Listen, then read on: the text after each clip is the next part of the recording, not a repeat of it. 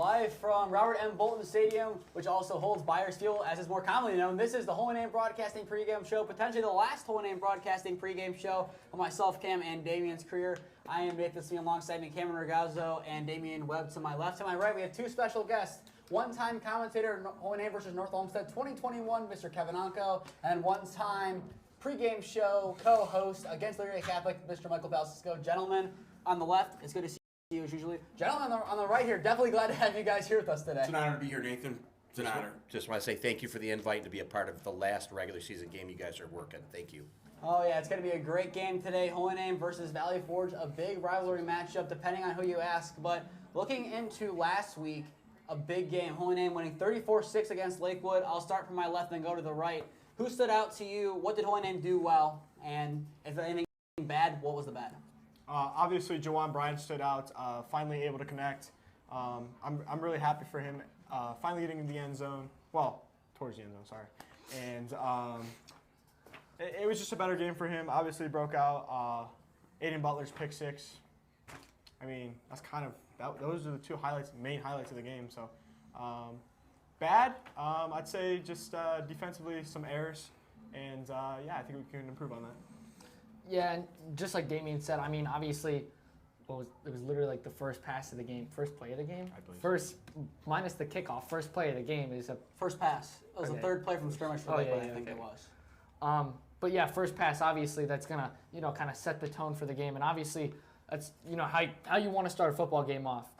And yeah, I mean, I feel like our offense kind of just like clicked last week and did pretty much as well as we could. I mean, obviously, you could always say you could have done better in some areas, and like instead of punting on, or you know what I mean, like instead of turning the ball over and punting, like you get more first downs and you keep driving on the field. Yeah. Yes. But obviously it's going to happen. But overall, I think our offense did pretty well last weekend, and our defense did hold up pretty well. I mean, only allowing 6 points. I feel like that was just a pretty good game overall last week. I definitely agree. A great game overall from the Green Wave. Kind of a similar start to the Holy Name versus Lakewood game at Holy Name's home field last year. Lakewood got some points on the board early. Yeah, it was a 6-2 game, but it was still close for a good margin in that game. But Holy Name, opposed to last year, yeah, they allowed a touchdown, but opposed to last year, they really put their foot on the gas and kept it on the gas the whole game. They didn't slow down in the second half. For Holy Name, I believe they already had most of their points on the board against Lakewood at home last year. This year, they put on more and more points. They kept playing hard. They got Harrison Frank in the game. They got some other guys in the game. I think it was a good game overall. The only bad, I would say, was that second drive where Lakewood had Holy Name's number, was able to run the ball. And if Valley Forge can play like Lakewood did on that second drive, then that's dangerous. But if Holy Name can shut down the run like they did the rest of the game, I think they're looking pretty good. I think there are a couple keys last week. The defense really got the game going. They gave up first downs, but not touchdowns. That was huge. Second one was we really didn't have any big plays. They got 15-yard runs, 12-yard runs, but there was no 60, 70, 80-yard back-breaking run. I think that was another key. If there's one thing I'd like to see improve from last week, definitely be the tackling. We got to wrap. The failure to wrap, that gets somebody, instead of 6, it becomes 12, and so 12 becomes 15. So improved tackling would help out a lot, and today is going to be a real test with fourth downs because Valley Forge will be going for it on fourth down. Coach Ontko, Coach Wando and his staff really prepared the young men for the game, and he really stressed the team to team. If you look at the game from last week, 34-6, defense was solid, offense was solid, few breakdowns here and there, but overall the game plan was excellent. And I think in big games, this is a big game. This is like a playoff game. You win, you're in. Okay, you need to win this. In the past, Coach Wando has really got his players up. I say the staff will put together a great game plan today, and they will come out with a victory. And it really comes down to Coach Wando, the type of coach he is, how he prepares his players. And I really feel Holy Name to be a dangerous team. If they win tonight, which I know they will, I would watch out in the playoffs. I mean, I think there's a lot of hope going into the playoffs. And the last couple of weeks, one of the big standouts throughout all those games, regardless of win or loss, was Jawan Bryant. Yeah, he had a couple drops here and there, but he still did a nice job, had a nice catch down the sideline against Canfield, had a nice setup play against Lakewood last week. But he obviously shows the potential to be a receiver one. Is that this season, or is that kind of reserved for 2024? I would definitely say it worked last week for him. He was very good offensively. I think Jawan finally got his break, and now that he's got that momentum going in. And yes, it's late in the season, but I think this would be great for him to get some reps to finish off the season, working towards next season to ultimately play a great season as wide receiver 1. Yeah, and I'm kind of just going to piggyback off what Damian said. He kind of broke out of it, kind of. But, obviously getting him some good completions and some good yards after catch, obviously down the field, is going to improve his mentality at least. And I think he's going to continue to grow in that role as, possibly wide receiver 1. And I do expect him to see some more catches from him tonight to try and take the top off the defense to help our offense just move the ball effectively down the field. And I do think that he's going to have a great game tonight, and hopefully moving forward into the playoffs when we win this game, and as of next season as well. I think Cam hits on the mental part of it. I think for Juwan Bryant, it was a confidence builder the last few weeks to make some plays, to bring some excitement. I think it carries over to tonight where he's feeling good about himself. I think Andrew Cole, his senior leadership tonight, is going to be able to find some open receivers.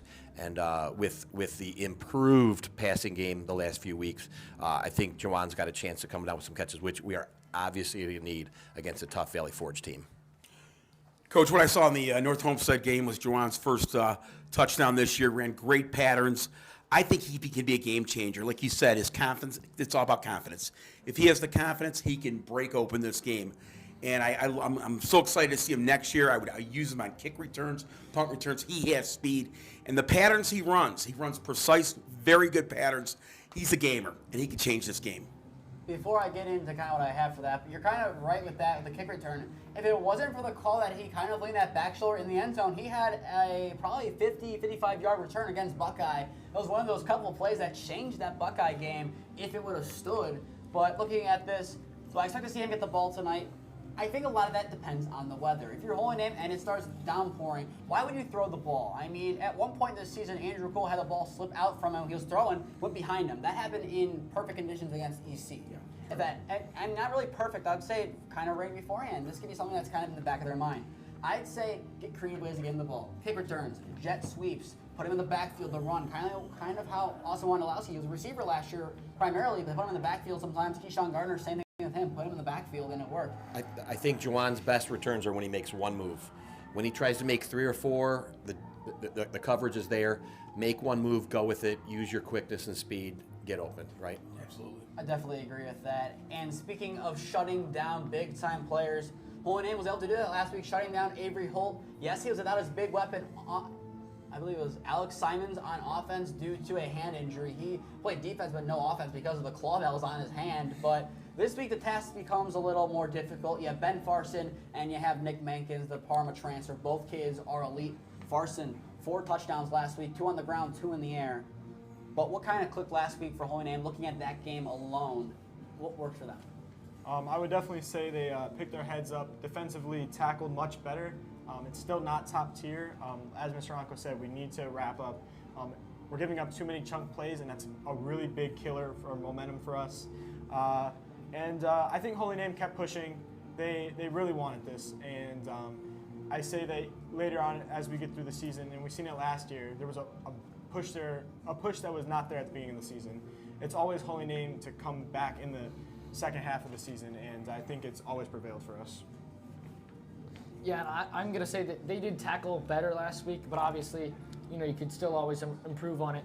I feel like they worked as a team well, and especially like they communicated and they did their assignments. If all 11 guys are going to do their assignments and do their job on the field, that's how you have a successful defense. So I think we did that well last week, and I think that's what gave us so much success. I think it comes down to just the fundamentals. You got to break down, you got to tackle, you got to block, you got to run the ball. And it's safer to run the ball than pass the ball. Like you said, if it's a rainy night tonight, just run the ball. 3 yards in a cloud of dust. Just keep the ball on the ground, use your backs. You have great backs, and just run the football. I would like to say a fantastic job by the Lakewood quarterback last week. We were able to shut his passing down, but as a runner, what a tough runner. And we're going to see those again, like you said, with 2 great Valley Forge running backs. Not the Division I guy that we've seen from Valley Forge in the years, but 2 excellent high school football players. So what I'd like to see is the same thing that Damian mentioned, was keeping your heads up. You're going to make some mistakes. There's going to be some tough plays. Keep your head up, keep moving forward, and that's the definition of a Coach Wando team. Nobody sulks, nobody mopes or pouts or feels sorry for themselves. Stay together and keep fighting. I definitely would say, you're talking about that D1 commit who went to Purdue from Valley Forge a couple years ago. Holy Name was kind of able to neutralize him in that game. If they were unable to, that game would have been a lot worse. I feel like tonight, Ben Farson and Nick Menkins have that in their mind. But last week, when Holy Name did well, their tackling, it's improved every week. I think that Normandy game was the worst tackling we've seen from that team in years. I'll say it. It was not good to see. But since then, that Canfield game, the game was not the best score, I will say that, but things got better. And then you go into the next week where that was the best tackling we've seen for this team all season. I would definitely agree with that. But now you got to keep that going, and then don't overcomplicate things. As when this Holy Name defense tries to be too fancy, even the offense too, when they try to be too fancy, too creative, too anything along those lines, that is when you get the errors. That is when you get big chunk plays given up. Just don't overcomplicate and watch the film. Damien, you preached on it last week with Aiden Butler watching that film. Lakewood ran that play that Aiden Butler took to the house 8 times against Normandy in the 4th quarter. He watched film, and if they watched film as Valley Forge team, they should be able to pick them apart with. It's all about coaching. Coach Wando's, he's going to step up his game tonight with his players. What I've seen the last 5 years, he gets his players ready for big games. And he's going to need to tonight. And then this week, I already alluded to both of them, the Parma transfer, Nick Menkins, and Ben Farson. The two-headed beast that is in the backfield for the Patriots. Look at me pull from last week and the weeks before that can really help Holy Name shut down this dynamic duo. I definitely say big idea here is remembering that there's 2 major threats in this game. If we go in there only preparing for one, obviously we're going to be caught off guard. If we could stay on these 2 from the beginning of the game and put pressure on them, it's going to lead over to turnovers and mistakes on Valley Forge's part. Teams crack under pressure. Even Holy Name has cracked under pressure a lot this season. And I think putting Valley Forge under pressure right away is the best way that we can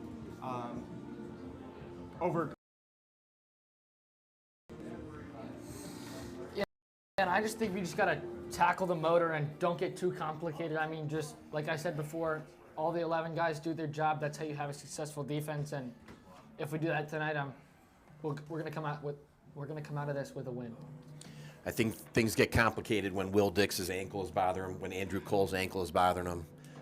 Word is they're as healthy as they've been in 3 or 4 weeks. So things could be simplified if you're going to give the ball to Will Dix 20, 25 times. No offense to anybody other running back that we have, but Will Dix is a special talent, a hungry football player over the years.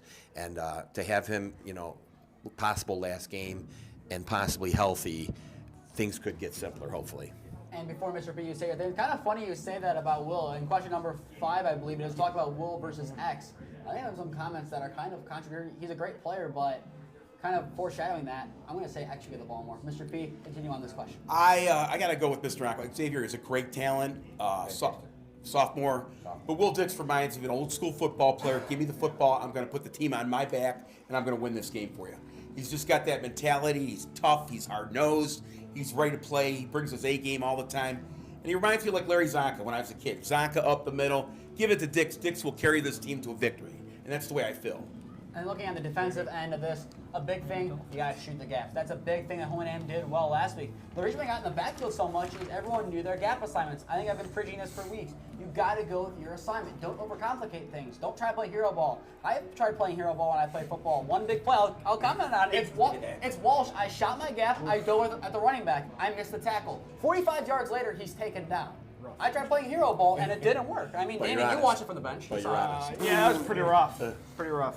Yeah, that was probably the roughest. Yeah. That'd have been 2.5 tackles for my football career. Yeah, that was rough. It was very sad. But play tight on the defensive line. You win and lose games in the trenches, and don't let them get in open space. If Menkins is in open space or Farson is, you might as well kiss them goodbye. They're going to find the end zone one way or another. Then question number 4. Last 2 times these teams have played, they've been tight games. The controversial end here in 2021, the 24-21 win in overtime. I think everyone has their opinion on the ending of that game. If Tristan Sanchez was in the end zone or not on the right side. And then last year, a 21-14 Holy Name win where they held Valley Forge after they pretty much drilled the whole second half on one drive. What do we expect to see tonight from this game? I think it's going to be an explosive offensive game. My gut, 28-21, Holy Name. I think it's just going to be a hard-hit football game, but there's going to be some points. No rain points. Keep it on the ground. It's going to be low scoring. Low scoring. Yeah, if it stays dry tonight, I agree with Mr. Palcisko. High scoring game. I'll say 37-33 Holy Name if the rain holds off in any way possible. If it's rain, if it's messy, slows us down a little bit, probably both teams, and I'll say 29-26 Holy Name in the rain. Okay. So I've come to two conclusions based on the weather as well.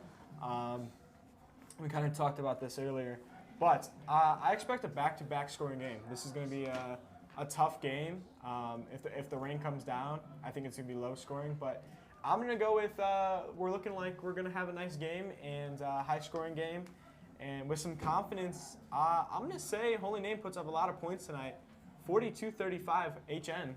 Whoa. A lot of talk. I expect it to be another close game tonight. I'm gonna make up a prediction on the spot here because I didn't. Whatever. I think it's gonna be a one-possession ball game either way, with 5 minutes left in the fourth quarter. But in the end, I do think Holy Name is gonna end up winning this game.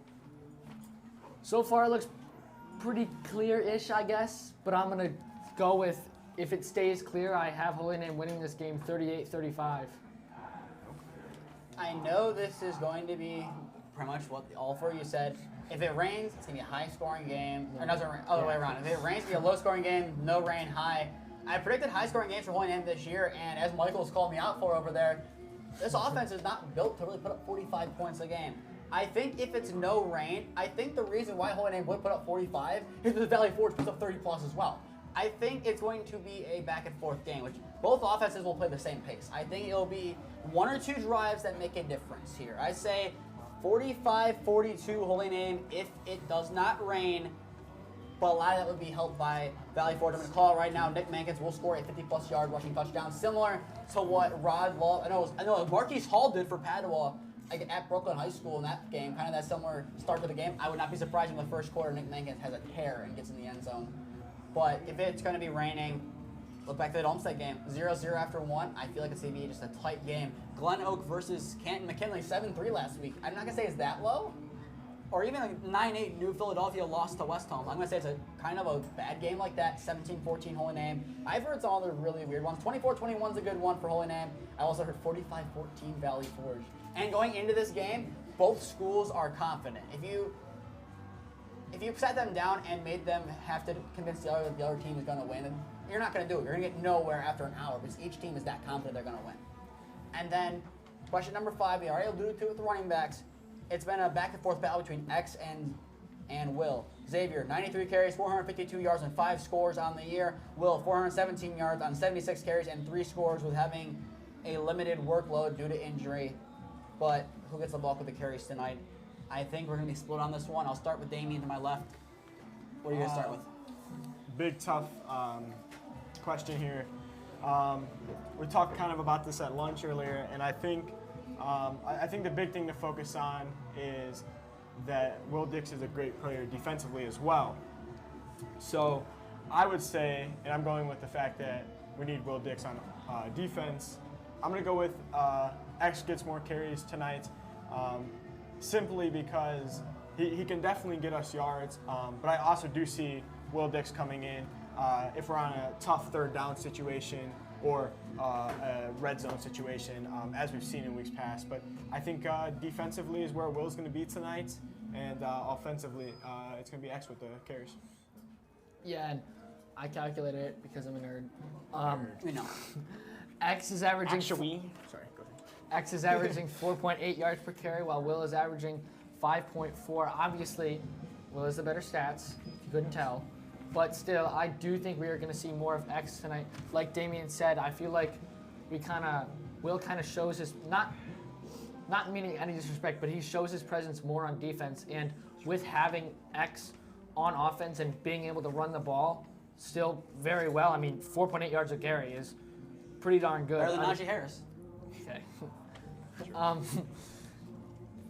I just still think I do think we're going to see more carries out of X tonight. And before we go over to Mr. Ontko and Mr. Pugh, I think are going to say Will as their answer. I'm going to have one more in here for X. A lot of those plays that are bringing him down, if you look at it, the first couple runs of the game, it's usually 1 yard or nothing. He usually gets stuffed to begin the game, and then he gets into it. Well, Will, a lot of his scenarios are favorable. I mean, a couple of his carries, you'll give him the ball on 3rd down 15, he'll get 10 yards.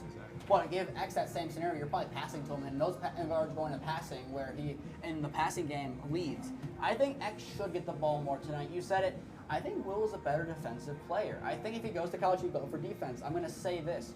Holy Name's linebacking core, it's a lot of guys who have talent, but not a lot of guys who have been on the field for long. Xavier Rodriguez kind of a similar situation, but he's been in the lineup more this year. Casey Eastep, a late comer to the lineup. Evan Trzynski, a couple weeks where he didn't play much. Now he's kind of being back in the rotation. You have a guy like William Dix, who's been in this linebacking core for 2 years, learned from the best of the best, and knows how to lead. That's a big thing here.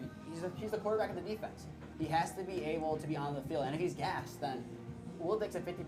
There's only so much you can do with that after you get the missed tackles. While on offense, you have Nick Nemeth. You have another crutch for Xavier Rodriguez. I think you give Xavier Rodriguez the ball in the flats for some passes and give him the rushing carries. I say give him 30 touches tonight, and I think give Will 15.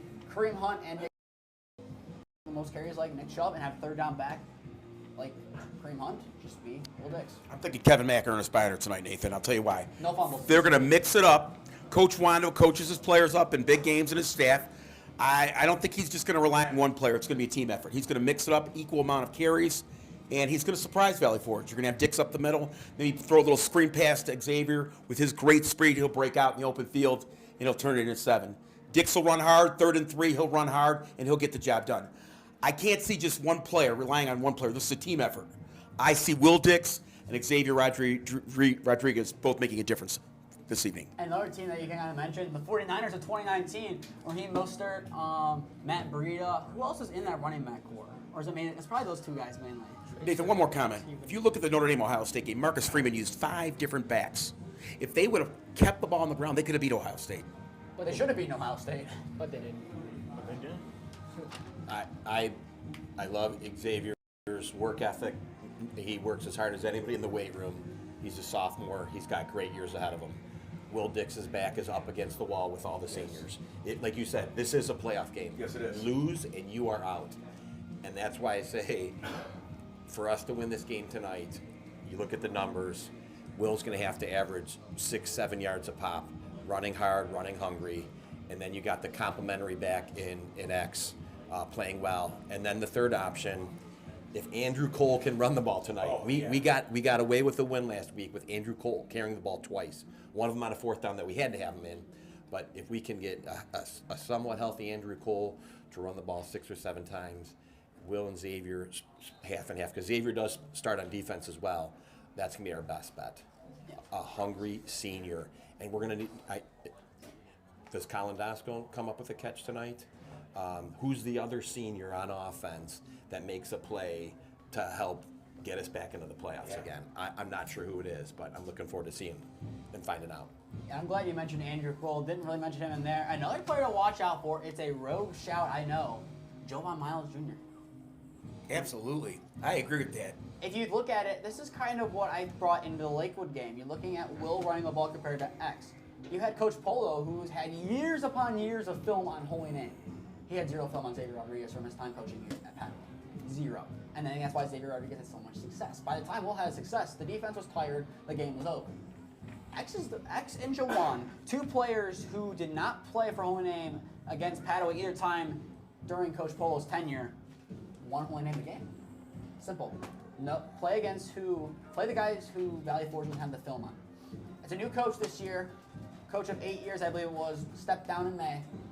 This is a team hungry, but give guys who don't have film. And then now, going into that playoff thing, Holy Name needs to win and have Bedford Heights beat Warrensville, which they did 20-6 last night in what was an ugly game. It took a block punt to set up a 3-yard rushing touchdown to open the scoring in the first half. It was just a bad game. Either their running back it was for Bedford had all 3 scores for them. It was a good game. Warrensville got in at the end, but a little bit too late. And then maybe Woodridge beating Mogador Field, but I think Holy Name should get the more points based off this.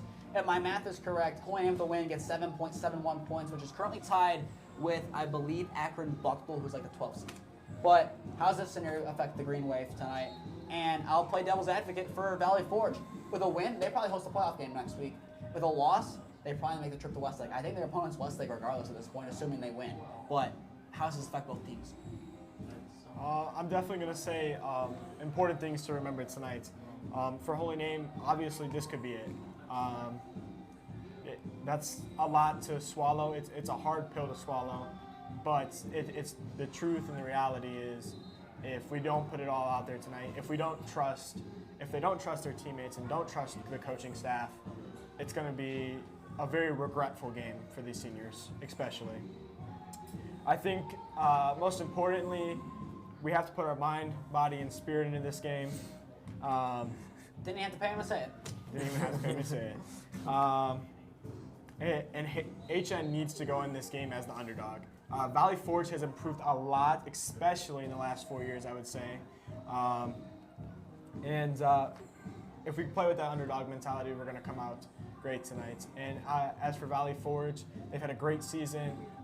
New coach must be doing some pretty good things for them because it's proven for Valley Forge. And with the school splitting last year and Parma's kids going to either Forge and Normandy, it made a big difference in those teams. And without a doubt, I wish Valley Forge all the luck. And yeah, I'm going to go with that. Yeah, Yeah, so obviously Bedford won, and pretty much all I got to say is that Holy Name just needs to do their job. I mean, like Damien said, this could be the seniors' last game, and I think they're going to put everything they have on the line and hopefully make it into playoffs. I mean, I just think Forge is kind of try and play spoiler. I mean, obviously they want the win, so they could, you said if they win, they probably host. Right now, they're the 8th seed projected to play against Westlake, I believe. So obviously they want the win to, try and get like better seating and that stuff. But I think they're really just trying to play kind of a spoiler against the kind of city rivals, kind of not, if you want to call it Parma Heights, Parma. I'll comment on it here. Parma rival. I think some matches you get with Valley Forge, they'll mark them in Parma Heights, some they'll mark them in Parma, but I think this is a rivalry kind of like the Cleveland Guardians and the New York Yankees, where the Guardians, they really hate the Yankees really don't hate us. I think this is more of a rivalry game in the mind of Valley Forge than us. I think they don't like us more than we don't like them. I don't think there's... I think if you look at it from the broad standpoint, obviously you had Normandy, you had Parma. I think next is Holy Name. But for Holy Name, you look at football rivals, there's Padua number 1. I feel like you got to have a special place in there for Tiffin Columbian, considering the last couple of years that you have a special place for them. Canfield's coming up there. Look around. I mean, you could say some Parma teams. I think Lake Catholic could be another that's up and coming. And then I'm going to do a road shout. 5 years down the line, Holy Name's second biggest rival will be CBCA. I think it started in that lacrosse game, and the pent-up energy is going to continue as long as they play against each other. Because I think that was a heartbreaker with you on the scoreboard. That was just a heartbreaker. Yep. Yeah, it's classic. But to answer the question, I feel like if they play with the mentality they know this is it, or could be it, they're going to win. If they don't care, they're going to lose. I've said it. I've used Coach Airbar's quotes of, he says it a lot in class. I think if I had a nickel for every time he said to be a billionaire by now. The market is undefeated. I say mentality is undefeated. And if this team doesn't want to win tonight, they're not going to. It's plain and simple. If they want to win, I think they can win. If they don't want to win, this is going to be a blowout. I think they could say it for Valley Forge too. If they don't want to win this game, then Holy Name's going to run right down the field. They're going to be up by 28 at the half. I feel like a lot of it's mentality, and if they have the right mentality, I think Holy Name could be one of the better teams in Region 13. That's a big thing to say. Actually, not really, because it's kind of the top 6 and then everyone else. That's kind of how the region works with the rankings, but you get my point. I feel like on their day, Holy Name can beat anyone. Except like Toledo Central Catholic and some of those better teams, but they still probably could have a good shot against them. See, Nathan, I'm the perpetual optimist. I just think Holy Name is going to bring their A game, and Coach Wando stresses a team to team. If you look 2 years ago, the team was 7-6. They ended up making the Final Four. The Final 8 in the state.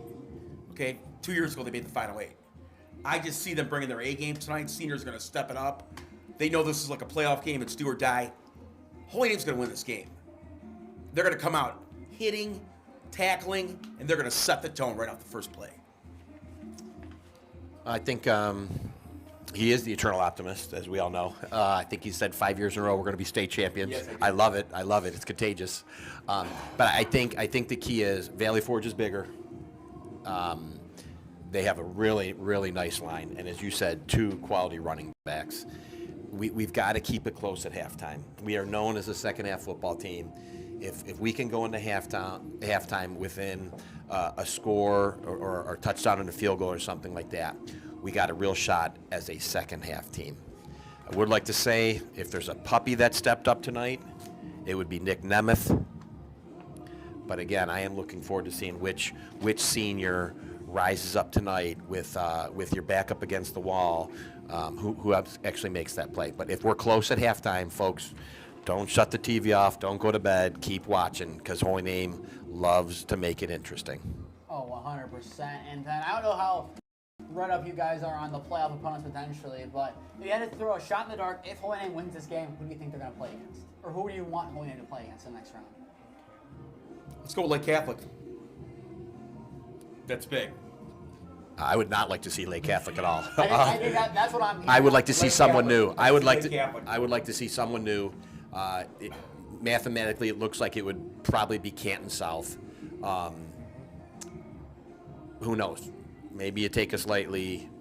Let's just see what happens. And talking to some guys, I think they want Canton South. I feel like that is one, and then I believe it's West Branch, the team in Bellot, Ohio. Yeah. West Branch. I feel like that's one they could see. A tough team. I think we talked about Drew Shields a couple times last year. Torn ACL and finished the game. That's impressive. I feel like if Holy Name, but I think the game that if I'm Holy Name right now, I want Canton South, and I want them as a 3 seed after they lose tonight. I feel like because Northwest can out Fulton, I feel like for matchup right now, looking at who teams play against, I feel like they have to be really scared tonight. They have to be. They're supposed to lose by 21 to the best team in their region, and if we win and Amagador Field wins, it's sayonara to them. I feel like they're the team with the most pressure. Not Hubbard. I mean, Hubbard has a lot of pressure. I think they've kind of accepted their fate at this point. Down 35-point favorites, but I think Canton South. Cam? Yeah, I'm also going to go with Canton South. Yeah, He agrees. Canton South. But in the event that this is it, this is obviously our last three last games here. What's your favorite Holy Name football moment since we've started? So first and foremost, I just want to say that it's been some great time especially last 2 years. I think the 3 of us have bonded closer together, and personally, I'm going to miss that next year. And seeing that could come to an end tonight is kind of a bummer. But I need help during the week with some games. Hold on. but as a football standpoint, it's going to be different. Without a doubt, my favorite memory is probably going as far as we did last year. We got to see a lot of games. We got to see a lot of good opponents. And we got to see a Holy Name team last year that was really successful. And unfortunately, we didn't make it to the state championship, but we made pretty close. And I think it really brought Namer Nation together, and I think it brought us together, and I think it set us up for a good season. Regardless of how tonight turns out, Holy Name has developed a lot over the years, and I'm just happy to be a part of that and being here every week. Well, most of the weeks. So. Okay. Card Most of the weeks. I haven't even seen a video replay on that one. And just before I get into this, I had a direct quote today. I was talking to Rayshawn Ederson. I'm kind of having against he missed. Oh. Too many. I was talking to Rayshawn Ederson in study hall today, and he said this to me. He said, "You can spell life without football, but do you want to?" Meaning that he's going to go out here and try and have the game of his life to keep Holy Name in this, and I do expect everyone else to work for their seniors if they're not a senior, and if they are a senior, work for themselves in the betterment of this team. Going back to the question now, I just think I don't really have a favorite moment, but I just think there were a lot of kind of like great moments, and like Damien said, just being here with these guys, and I guess Michael too, maybe my brother. I don't really know. There's 3 people who are usually here on camera, 2 that are not, 2 that are over there for a reason. Your dad. So your And my dad's- dad too. Oh no, your dad's yeah. No, Mr. Smee. Yeah, I just lost my ride home, didn't I? If you see me walking in Parma, just know what happened. I just, I've had a lot of fun celebrating and just being here in the press box with you guys. I mean, when we win and we do Alma mater? Yeah, the alma mater. I have it written on my paper, but I don't know what the swaying motion, I guess. I don't know. It's just kind of, it's different being up here than doing it with the rest of our students, but it's a special thing for me. It has a special place in my heart. But just a couple of key moments for me, at least, was obviously, like Damien said, making it as far as we did last year, and just being able to experience that playoff atmosphere, even though we did not make it all the way and unfortunately did lose in the end. I do think another key moment was we weren't allowed to broadcast this game, but the game at Brooklyn High School against Padua. Sorry, I was. Yeah, and Andrew, stop, and Andrew Still Coles. did the radio when you guys still did the. No, the first radio one was Holy Name Padua this year. Oh, gotcha, Yeah. gotcha. Yeah, and I mean, just. Should have done radio for that game. I mean, it was just a great catch. I mean, we're all in the stands, and it was really hype. And another one back from this year. It was a couple weeks ago, actually. It was against Normandy. It was the ball don't lie moment. It was the ball don't lie moment. If you didn't bring it up, I was going to. I love that. I did. That was so much fun for me. Who addicts with the sack? Oh, No. yeah. That's a great, And true. true. I got one that Damien did not say. Touchdown, Holy Name. Oh shoot, there's my mic against the window. Wow, that is Almost true. destroyed my dad's microphone. Almost out the window. That was one of the best passes of I the would game. like Not to gonna lie. apologize. That was one of the best passes of that game, though. Not The gonna lie. mic is not damaged, but I am from that. we are all damaged from that. Yes, absolutely. Yes, absolutely. Yes, but absolutely. I'm gonna say a moment that I think is kind of underrated because you got there pretty late and he didn't go.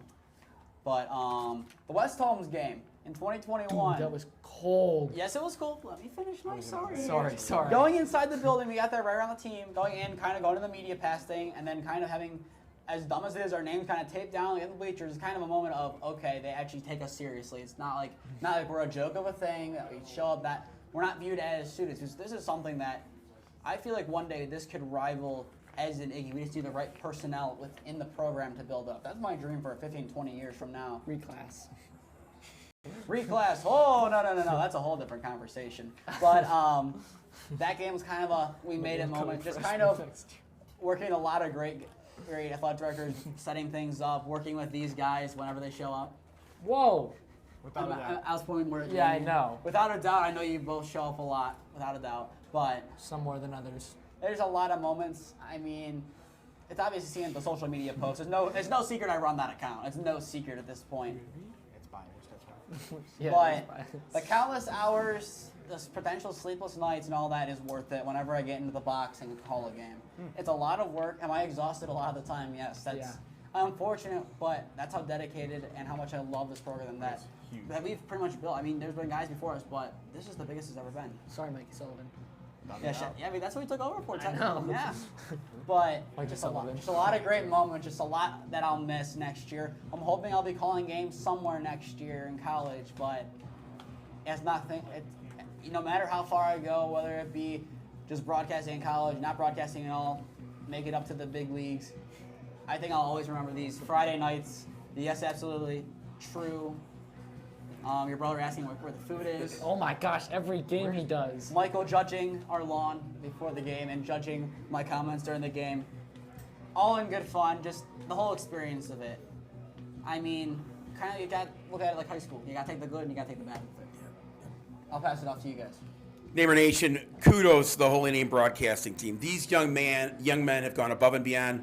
Thank you, Mr. Smee and Nathan and his crew for putting this together and bringing Holy Name football to the many namers in Neighbor Nation. Two memories that stand out. Playoff game last year, Holy Name is down at halftime. Correct me if I'm wrong, Nathan, 16-0. 16-3. 16-3.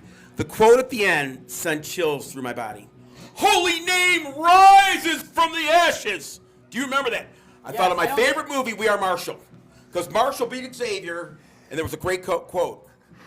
Holy Name rises from the ashes. One of my favorite quotes of all time. All right, before you continue, I want to make sure, did that clip over there? Did that clip on the microphone? It clipped. We might have to repeat it.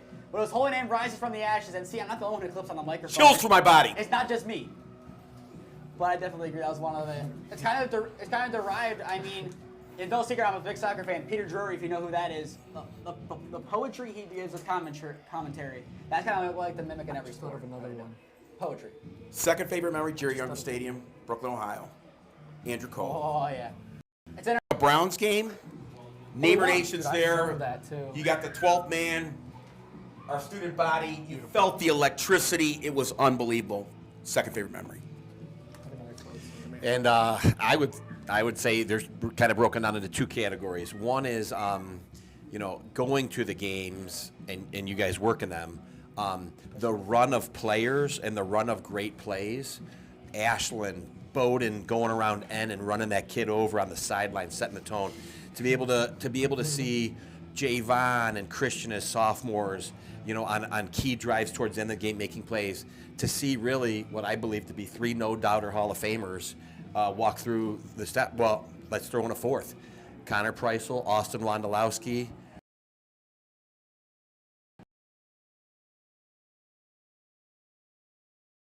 To see these legends. Coach Ehrbar. Well, he didn't play the last 3 years, right? Yeah. He didn't play the last He 3 could years. go out there. He could get 1,000. Right. The ghost Right. played. The ghost. But then the other one is and you guys probably don't know the extent of this, but on a Friday night or a Saturday or a Sunday, we get to talk to our friends who like John Ross, class of 1993, lives in California, L.A. Pat Chun lives in Pullman, Washington. Jeff and Sean Donovan live in Columbus, Ohio. These guys are able to watch a game. My mom, Kathleen Ontko, love her to death. Like people were able to watch the games on a Friday night wherever they were, and nobody else really does that. Over the weeks, I look up other games to try and watch something else. We don't. We have games covered. That you guys went everywhere, anywhere you possibly could. You might have heard no. You might have heard yes. You were there, working the game. So Show up regardless. Yes, we do. That's true. the other memory is just that you made this game available to Holy Name fans wherever they were. Yeah, another thing, just being able to call some of like the best Holy Name teams in years, some of the greatest talents that I've seen on the field. I feel like whichever way you do, whichever sport, I feel like when you say some of those Hall of Fame guys, I feel like by my time here at Holy Name, at least one of these guys will play in a big college game or make it to the pros somehow. I feel like one guy at least, and that's special. And now it's time to go into. Oh, do you want to do your prediction? I have one more quote. Does this mean soccer players can play football too?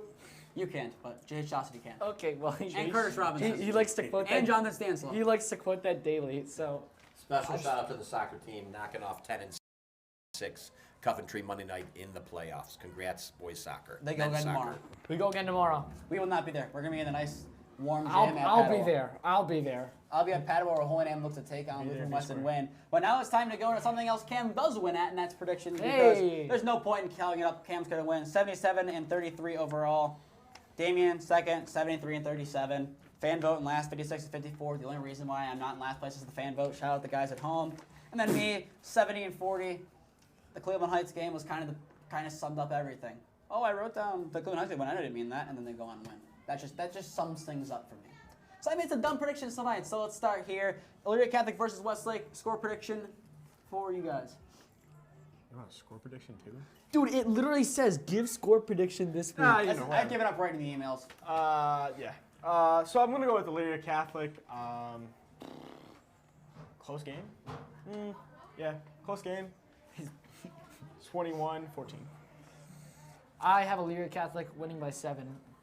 The fan vote has Elyria Catholic winning. I have Westlake winning by 7, 35-28. I feel like San Brucheri is due for a big game. Westlake, they're going to get back on track with a big win. Westlake has had a 6-3 season, one of their best years in many, many years. I think they ride that energy, beat Elyria Catholic tonight in a close game. I'm going to piggyback on Mr. Ontko. I'm going to go with Westlake 14-7 tonight. No doubter. There's a reason why right is right. There's a reason why. Game number 2. Do we really need to talk about this one? Rocket River across the board. Anyone going Fairview? River. I'm going River. River. By 30 Julian. plus, easy. Julian Patty. Yeah. 56-12. Howdy. Bay Olmsted, I think we're going to agree across the board again with Bay. Bay. Definitely. Bay. Great year. This one I actually had to pause on because North Olmsted has played better as they've gotten some people healthy. Colin Willard. Colin Willarder's back, but maybe Bay is just too much. 45-20 Bay. I'm by 31. Damien. Just throw a number out there. 21. By 21. Yeah, by 21. Normandy versus Buckeye. I think everyone went with Buckeye in this game. I almost went Normandy. I think Normandy's going to be up at halftime. Buckeye wins 49-38. I feel like they just somehow in some way do really well against these East teams. Then here's a game that we're going to have some differences in. Lakewood versus Brush. Left to right, Damien started off. Definitely going to be a close game. Yikes. I want to say it's going to come down to a field goal, so I think it's going to be yikes. 17-14. Brush. Give me Brush. He must have looked at my paper because I also have Literally Brush. don't have a number. It literally says Brush by 3. Okay, but I'm going with a field goal. Okay. But you didn't. Oh, I'm sorry. Does a field goal count as 3 points? Due to time constraints, I'm going to start here. I originally put Brush 24-16. I switched it. A big game. Avery Holt bounces back 24-16. Lakewood wins. And so the fan vote agrees. I'm taking Brush 24-14. I'm going with Brush 2010. And also Lakewood winning helps Holy Name. So Oh, I guess that's go Lakewood. Ed's hoping the game of the week here. We're going to split. Damien started. Archbishop Hoban. I'm going to go with, I'm going to go by 8 points. By 8 points. I got Hoban by 10. Hoban 52-49 over Eds. They won on a field goal late. The fan vote goes Eds. Taking Eds by 3. I'm taking Akron Hoban 49-42. For game number 7, call me Gerald McCoy because I'm a homer. I'm going to say Strongsville wins 21-17. I think there's going to be a Brunswick sweep across the board for the rest. I'm going to go with Brunswick, yeah. Yeah, I'm kind of also a Brunswick homer, except I don't live in Brunswick, but I went to school in Brunswick, so Brunswick. Close enough. I think Brunswick played a brutal schedule, and they pull out the win tonight. I'm going with Brunswick. It's okay, bud. To defend Strongsville, they beat the same teams and they also beat one extra team. That's my reason why. In Strongsville, we trust. In the You beautiful, trust? yeah. I believe Brunswick played 4 teams that are currently 8-1. Wow. Tough schedule. Yeah. I think Brunswick's going to win that game, but I'm going Strongsville just for the fact I can try and make up games. Tiffin Columbian, Holy Name's arch enemy, you could technically call him, versus Perkins. Does Perkins go undefeated and pretty much be in the prime seat to win Division 4? I'm going to go with Perkins. I think they're going to go undefeated. And I think Tiffin's going to give them a tough battle by 3. It's going to be close within 3. Yeah. I got Perkins by a solid 7 points. Give me Perkins by 6 in overtime. Tiffin Columbian's the fan vote. I'll take Perkins by 7. I'm going with the upset tonight. Tiffin by 3. All right, Mr. Fee, I like it. And a game that I switched here, last time I bet against the Seminarians, they won. I made the same mistake. Fan vote goes with them. I go Struthers to win 28-24. Damien, start with you.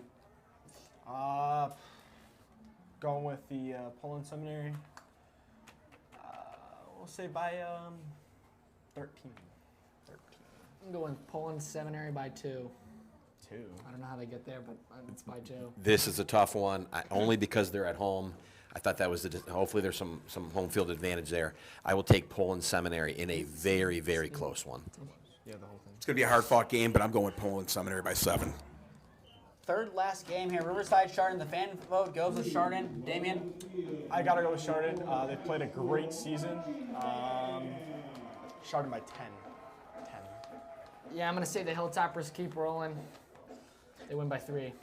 Down year for Chardon, Riverside. We trust in Riverside. They win. They bounce back by 3. 45-42. I'll take Riverside by 7. I'll take Riverside by 3. Look at that. The right side's right for a reason. We'll say it again. Second to last game here. Revere versus Kent Roosevelt. A game I think Holy Name prefers Kent Roosevelt win for help due to the fact of that win against Lakewood.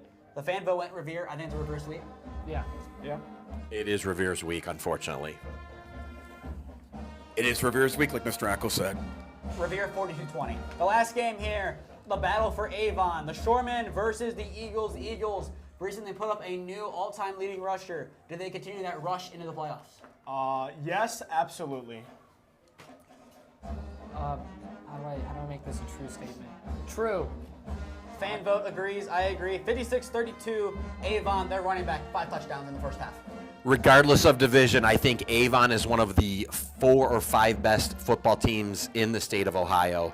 Avon, big time by at least 14. Avon will shut out Avon Lake tonight, 35-0. I like it. That's pretty bold. And that follows suit now right. in the bold predictions story. here. In the bold Period. prediction, we'll start on the left here. Damien, trying to make it for yourself. What's your bold prediction? 2 predictions actually. Holy Name gets 2 pick sixes tonight, and then I'm gonna go with Xavier is gonna get a whopping 120 on yards tonight. Well, when I go with offense, they do well on defense, so I'm going to go on defense again because I was so close last week, but I was yet so far away. Yeah, I'm going to go with Will Dix has 3 TFLs, and HN creates a turnover.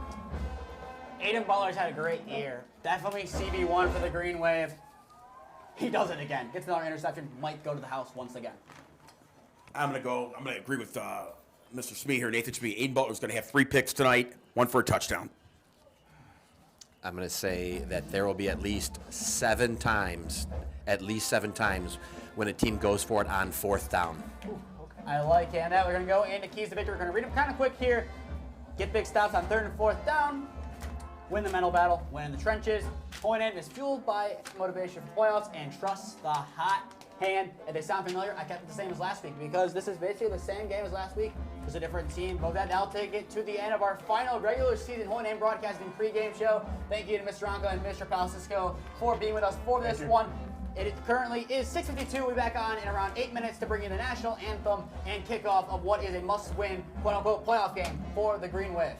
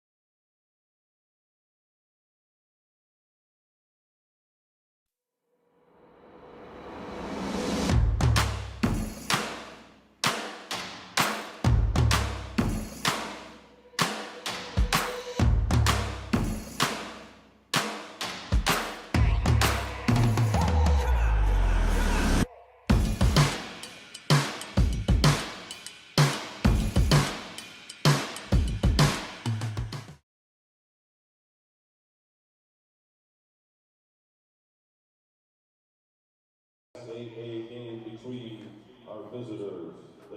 A game with plenty of playoff implications on both. Battle for Parma, part 2 to end off Holy Name's regular season. Good evening, everyone, and welcome to Robert M. Boulton Stadium, more commonly known as Byers Field. I'm Nathan Smee. Alongside me, Cameron Ragazzo. Seeing Damian Webb later with plenty of score updates.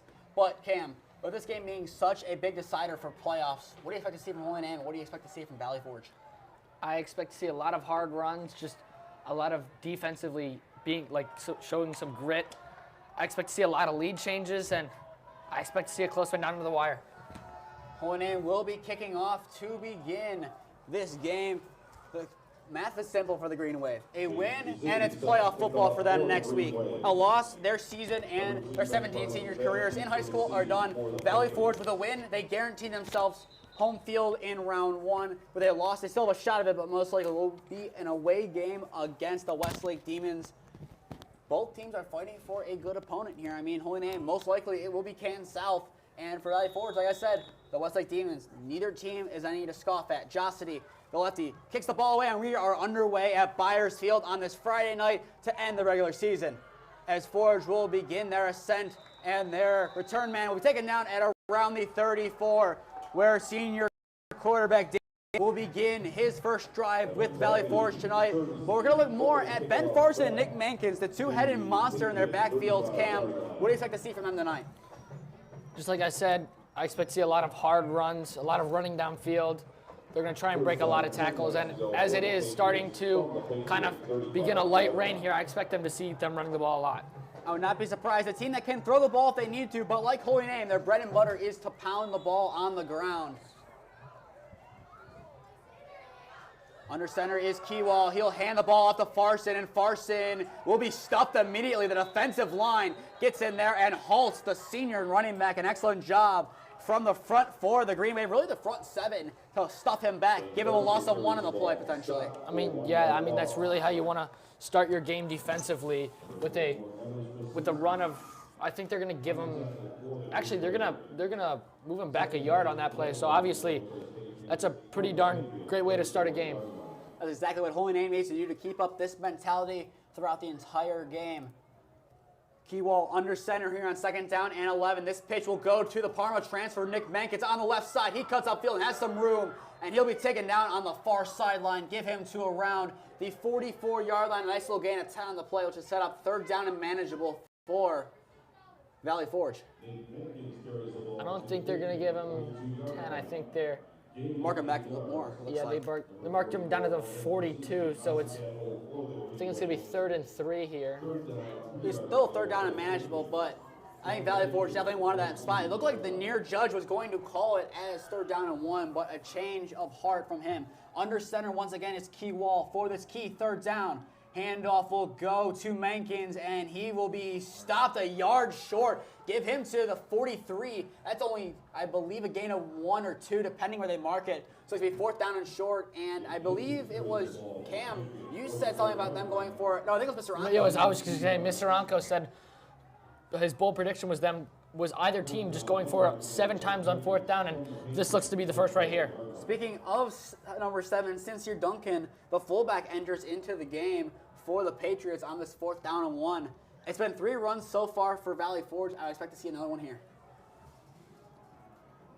The line to get is the 45 of Valley Forge, a key 4th down in the early stages of this game. No. It will go to the fullback, Mankins, and he is stopped. Holy Name's defensive line bends but doesn't break. Forces Nick Mankins to the ground, and Holy Name, they get the ball in prime position. Yeah, I mean, he kind of got pushed backwards a little bit, and it looked like he kind of just stumbled and tripped there. And I mean, just a great stop for Holy Name's defense, and it gives them the ball in Valley Forge territory, which is a great way to start off the game. And now for the Green Wave, another senior quarterback entering onto the field of play, number 11, Andrew Cole. About 100 yards shy of 1,000 passing yards as the rain comes down now. I think that is the least of his worries. I think right now he's going to worry about getting a clean snap and handing the ball off plenty of times, as this handoff will go to Dix to begin the game for the Green Wave offensively.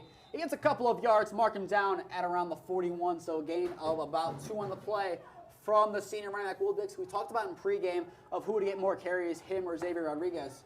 First carry of the game goes to Will Dix.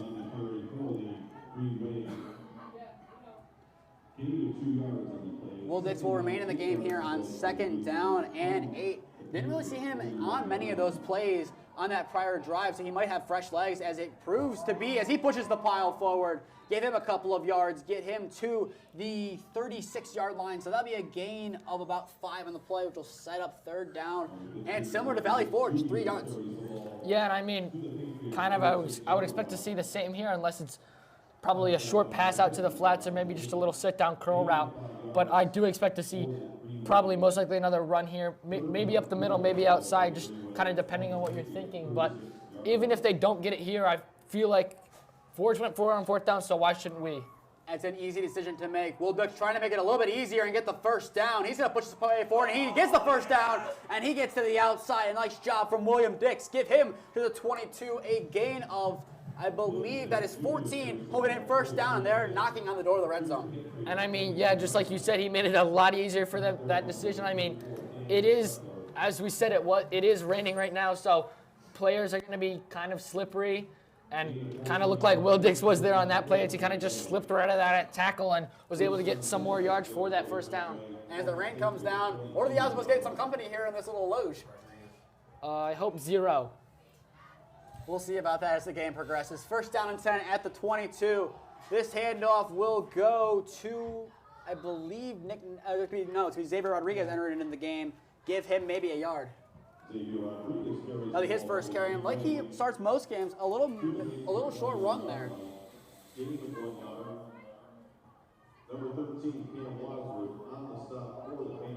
But now Cam, 2nd down and 9.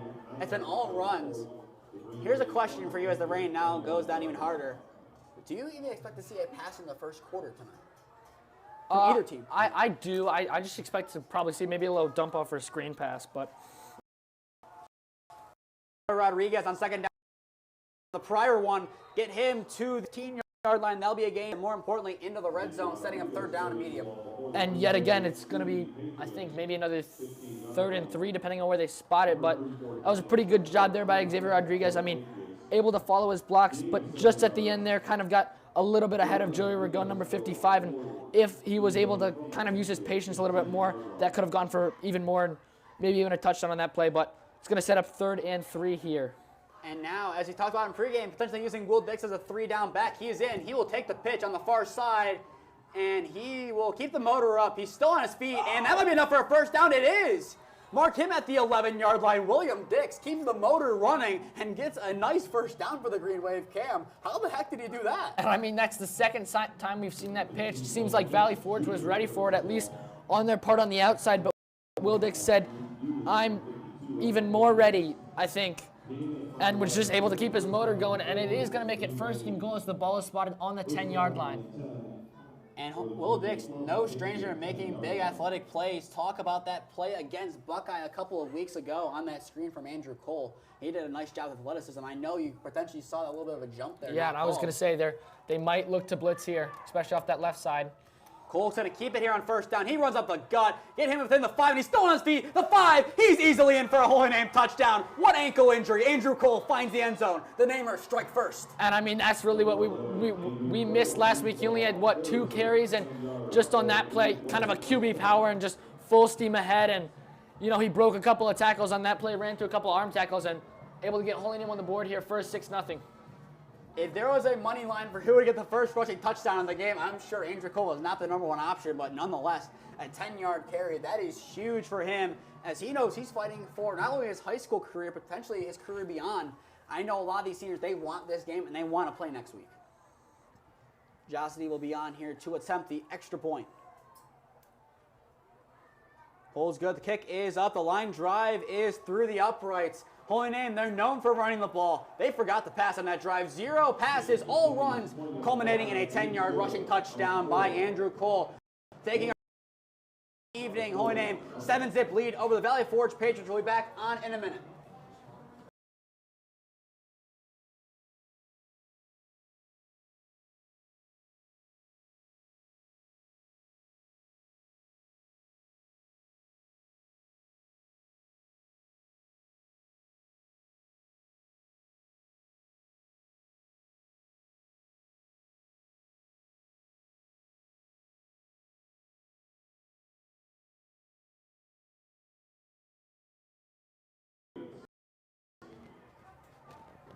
6:46 left to go in the first quarter at Byers Field. Is nearing monsoon season, and hopefully Holy Name will have monsoon season in the end zone. Currently up 7-0 over the Valley Forge Patriots, courtesy of Andrew Cole, a 10-yard rushing score. And now, Cam, as the Valley Forge Patriots will get the ball back here following this kick, what do you expect to see change for them as the ball kind of It fell off the tee.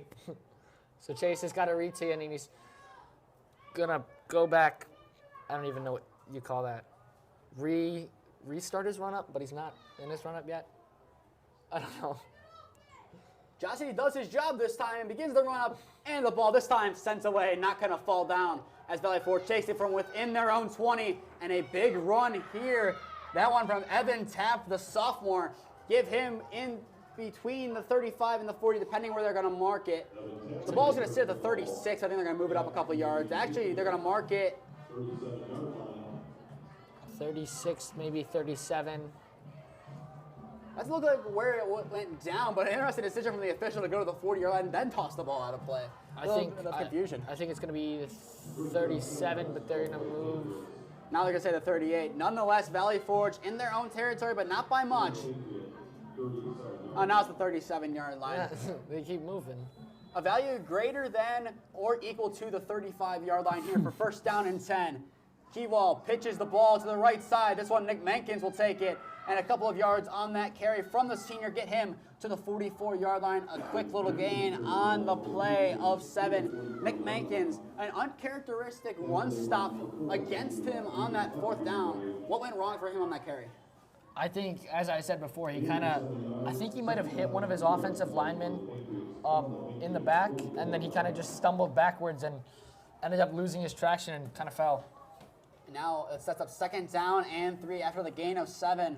The Parma transfer looking to make what will be one of his first playoff appearances. Keywall will keep it on the far side. That is enough for a first down. Danny Keywall, an excellent job to sell the fake handoff and get him to midfield.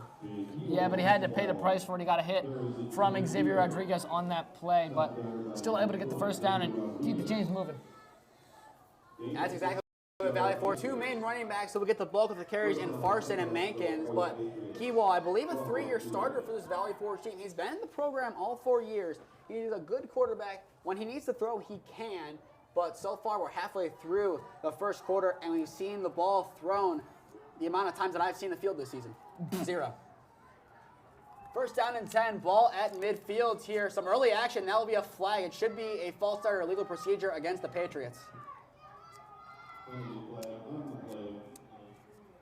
And there it is. You'll see that a lot of these teams are running a lot of fancy things in the backfield, getting some false starts, and there's another one that backs up Valley Forge. And in a game where passing is almost off the table, that is a huge penalty to take if you're Valley Forge. I wouldn't necessarily say off the table, but I would say it's a lot more difficult to pass in the rain. Obviously, if you can get a couple screen passes maybe out, I feel like that's pretty much your only passing. I would expect to see a lot of dump-offs tonight if they need to. I would not expect to see any Hail Mary heaves unless it calls for it. An end-around handoff here, and the Green Wave sends the ball carrier down. An excellent job for the defensive line to snuff that one out. Yeah, and right in the backfield, number 55 there, Joey Ragone was able to kind of initially get him and kind of slow him up for the rest of a swarm of Green Wave defenders to finally take him down. But just an excellent play there, just being in the backfield and knowing who has the ball. And I think it was Mr. P who mentioned Notre Dame running 5 different guys. Valley Forge currently at 4. Keywall, Farson, Mankins, and it was Scheffler on that last play. That screen pass is caught on the far side, the near side by Farson, but he was taken down immediately by the Green Wave. An excellent hit. And again, that's another textbook tackle. I mean, he's not trying to go up way too high so he can break off of that tackle attempt. I mean, Aiden Butler just does a great job. He goes low, goes for the legs, goes for kind of their shins, kind of their knees, like Dan Campbell bite off their kneecaps on the way up. And he just wraps them up to textbook tackle right there, not allowing him to get any more yards. And this, I would say, usually it is a passing down, but it's raining, so I don't know. Look where you see Ben Farson and Nick Mankins on your screen. Farson's the wide receiver on the right, and to the right side of Keywall is Mankins. I'm going to see one of them get the ball. Instead, it'll be Keywall. A big block from Mankins there will give Keywall some room, and he's up the middle. Here's the rusher I was talking about, the wrong player. It's Keywall, the 10, the 5. The Patriots answer back, Andrew Cole can run. So can Danny Keywall. This game is 7-6. Danny Keywall, give him 53. I said a 50-plus yard rushing touchdown in pregame. There it is, Valley Forge. And it was only possible because of Nick Bankins making a big block there. Valley Forge within one. Cam, we don't talk about blocking too much on Holy Name Broadcasting, but I talk about blocking. I know you do, but Nick Bankins, what a block there to give Keywall the room he needed. Yeah, I mean, he was able to pick up number 44, Evan Trzynski, who was coming in kind of quick there to try and make that tackle. And Extra point is good. We have a tie game here at Byers Field. Even though it's raining, we might have a shootout on our hands with 3:48 left to go in the first quarter. It's all squared up at 7. You're watching Holy Name versus Valley Forge football on your home for all Holy Name sports. Holy Name Athletics YouTube. We'll be back on after a brief break.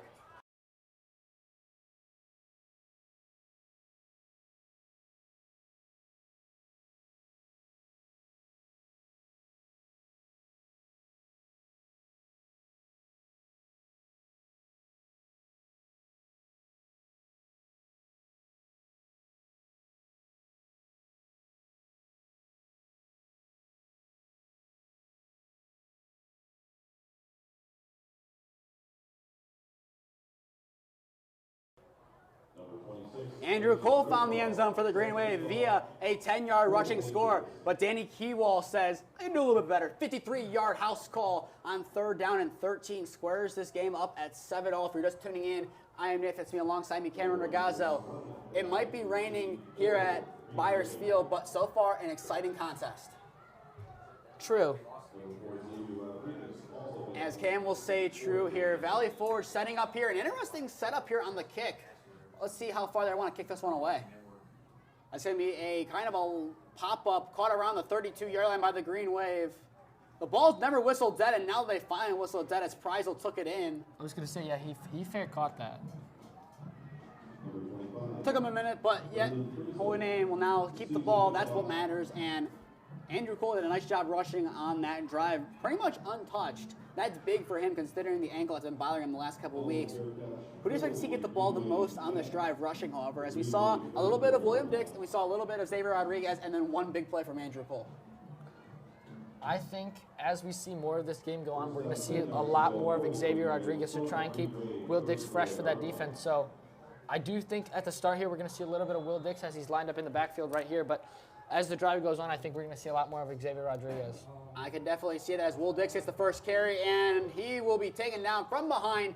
Get him to around the 38-yard line, 39. Gain of 4 or 5, as the far judge will say. It was a gain of 5 to 39. Setting up 2nd down and 5. William Dix, a nice little outside run. Yeah, and I just want to say, if we can keep that up, it's going to be golden tonight because that was pretty much wide open. If Will Dix breaks that tackle, that's a touchdown. I was about to say it looked like a last-second effort by Valley Forge to keep him out of the end zone. Will Dix tries to get some more room on this play, and he barrels his way forward for a first down and then some. William Dix, he was pulling out all the stops tonight and makes another nice run. Put him in Valley Forge territory at their own 48. Now, Holy Name, they're back in business. Before that, it looks like there will be an injury timeout for the Valley Forge Patriots as their medical staff goes onto the field. 3:11 left to go in the first quarter, all tied up at 7. We'll take a medical timeout. We'll be back on in a minute.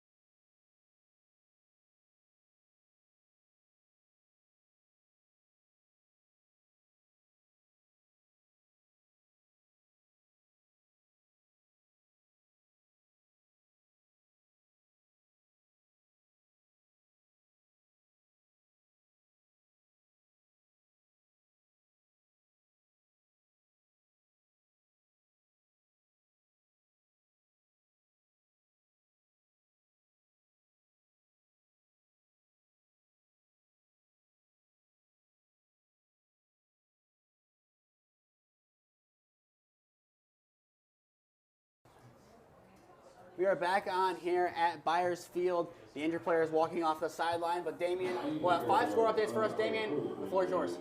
All right, so Archbishop Hoban currently leading over St. Ed's right now, 7-zip. An interesting game. Chardon up 7 over Riverside. Perkins and Tiffin Columbia tied up 7-7. And Rodriguez will take the first carry of this drive and stumble, after the timeout, I should say, get him to around the 46-yard line, gain of 3 on the play. Damien, sorry to cut you off. I think you have 2 more, you said?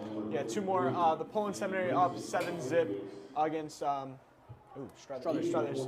And then it looks like Strongsville missed an extra point, so it gives Brunswick the advantage with a 7-6 lead. Thank you, Damien, for those updates. He'll be around throughout the night to give us score updates of the games that matter. And now some movement up front. Hopefully we'll give Holy Names a better field position. Yeah, I think it was number 52 on that right defensive end.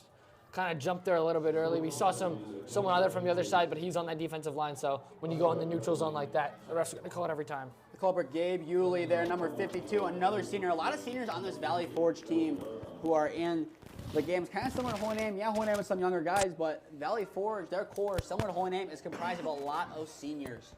2nd down and 1 here for the Green Wave on the 40. Cole will keep it for his second carry of the night as he's getting to the outside on the left, and he's going to barrel his way forward. A flag will fly. A second, a third flies now. He'll be taken down. I don't think it's a mattering when he got taken down, as the flag was thrown. It could potentially be something before the play even started, the way they're marking it. I think it, at least one, it looks like it's going to be on Holy Name as the ref is talking with the coaches. And it is going to be holding against the Green Wave, so it's going to push him back. A little bit of a late distinction there. Kind of weird how they didn't even try to look where the ball ended on that play. Kind of just called the play dead before it actually was. Well, back Holy Name up now to the 50, setting up 2nd down and 11. Is it still the first quarter? Gosh. And now a 2nd down and 11. 2 minutes remain here in the first quarter. A long first quarter at that, 20 minutes in so far.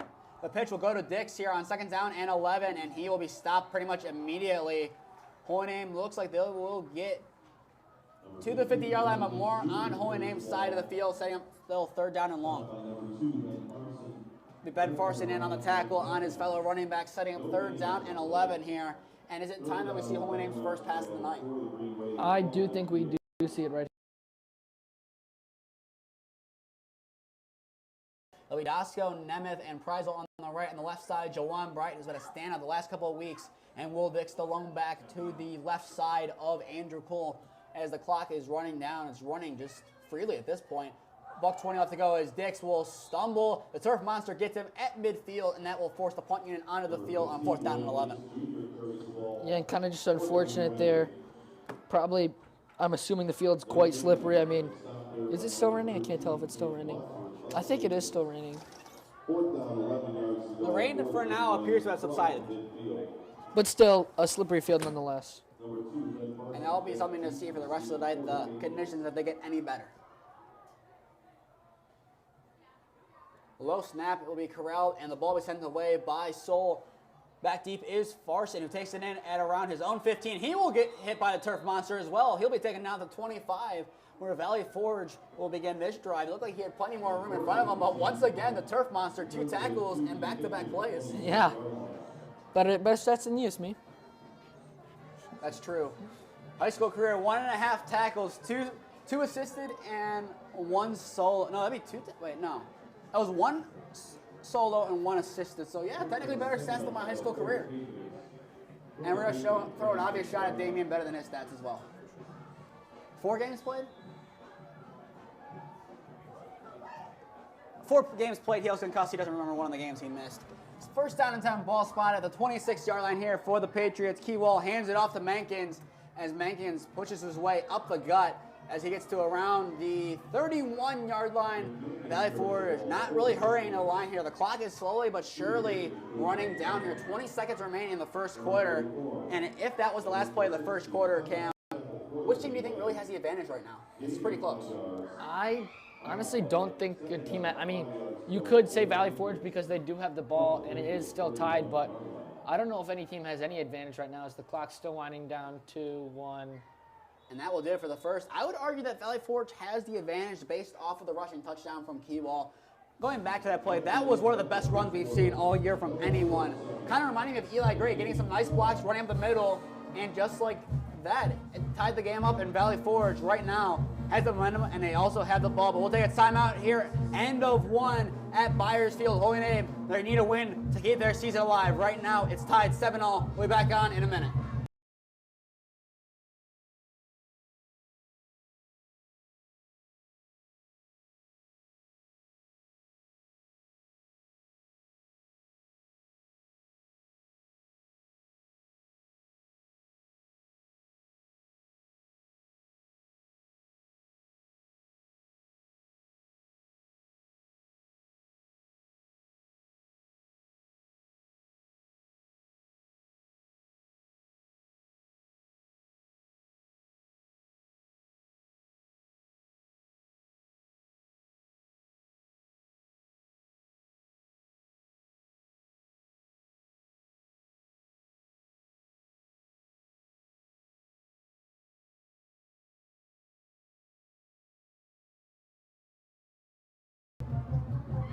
One quarter in the books here at Byers Field. Holy Name 7, Valley Forge 7. I'm Nathan Smee alongside me, Cameron Ragazzo, Damian Webb on score updates for us. Cam, as Valley Forge will begin this quarter with an end-around run, as that'll be Scheffler pulling the pile forward, plenty enough for a first down to the 40. But I was just about to ask you, who impressed you the most in that first quarter? Scheffler making a quick mention there to get his name kind of honorably mentioned after 2 carries, but can you really say anyone else besides Danny Keywall after that first quarter? I mean, not really. I mean, so far the running backs, at least for Valley Forge, they've been there, but they haven't made the big plays that we've kind of seen and kind of expected them to play, but they've been getting some yards here and there. Kind of reminds me of Troy McCann of Buckeye. We expected him to get all the carries and all the yards, but not many in the end. Mankins barely avoids some tackles, but he is finally wrapped up and pushed forward to around midfield. I believe it was Jeffrey Bird gave him the last little nudge to midfield, so a gain of 8 from Nick Mankins. And going back to that Parma game last year, it was a bad game for the Redmen, but Nick Mankins really stood out in that game. He played an excellent game, and Valley Forge definitely is lucky to have him tonight. True. It'll be second down and 2 now for Valley Forge.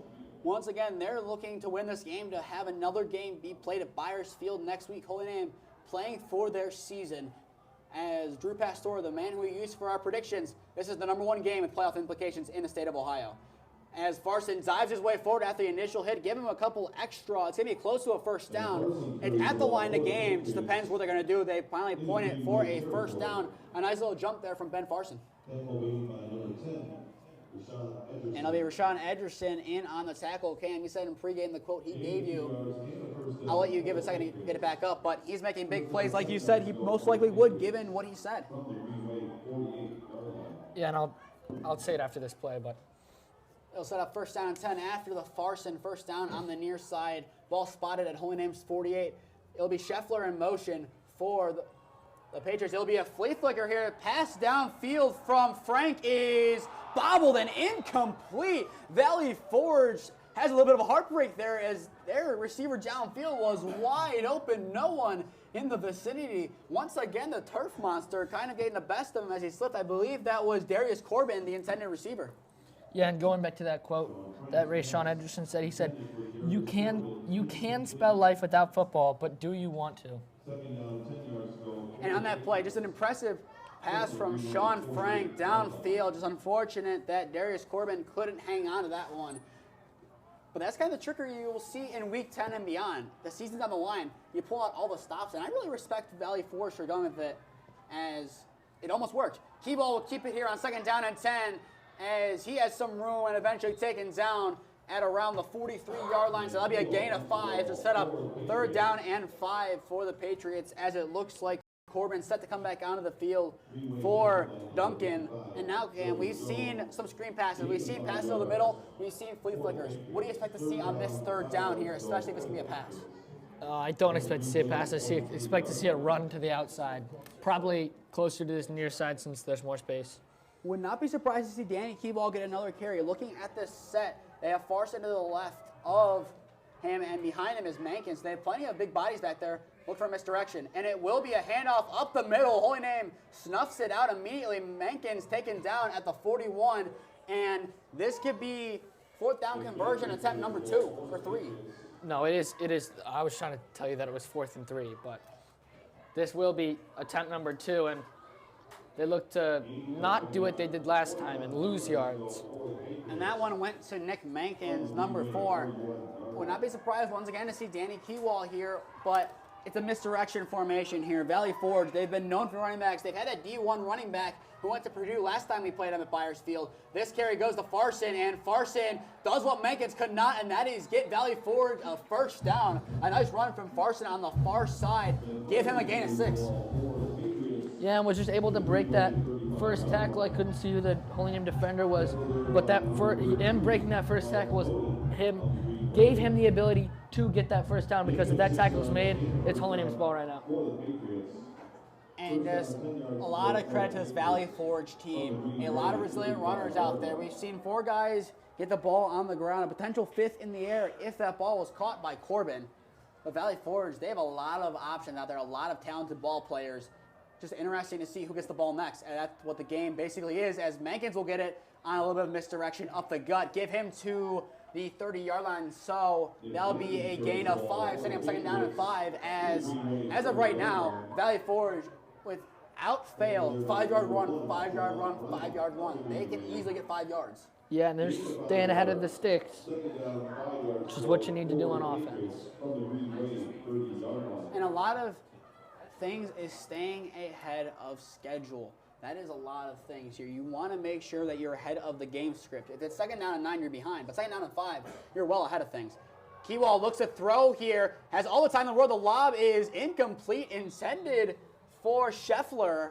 A little bit of a weird pass. He didn't put enough on it. Kind of just floated it forward.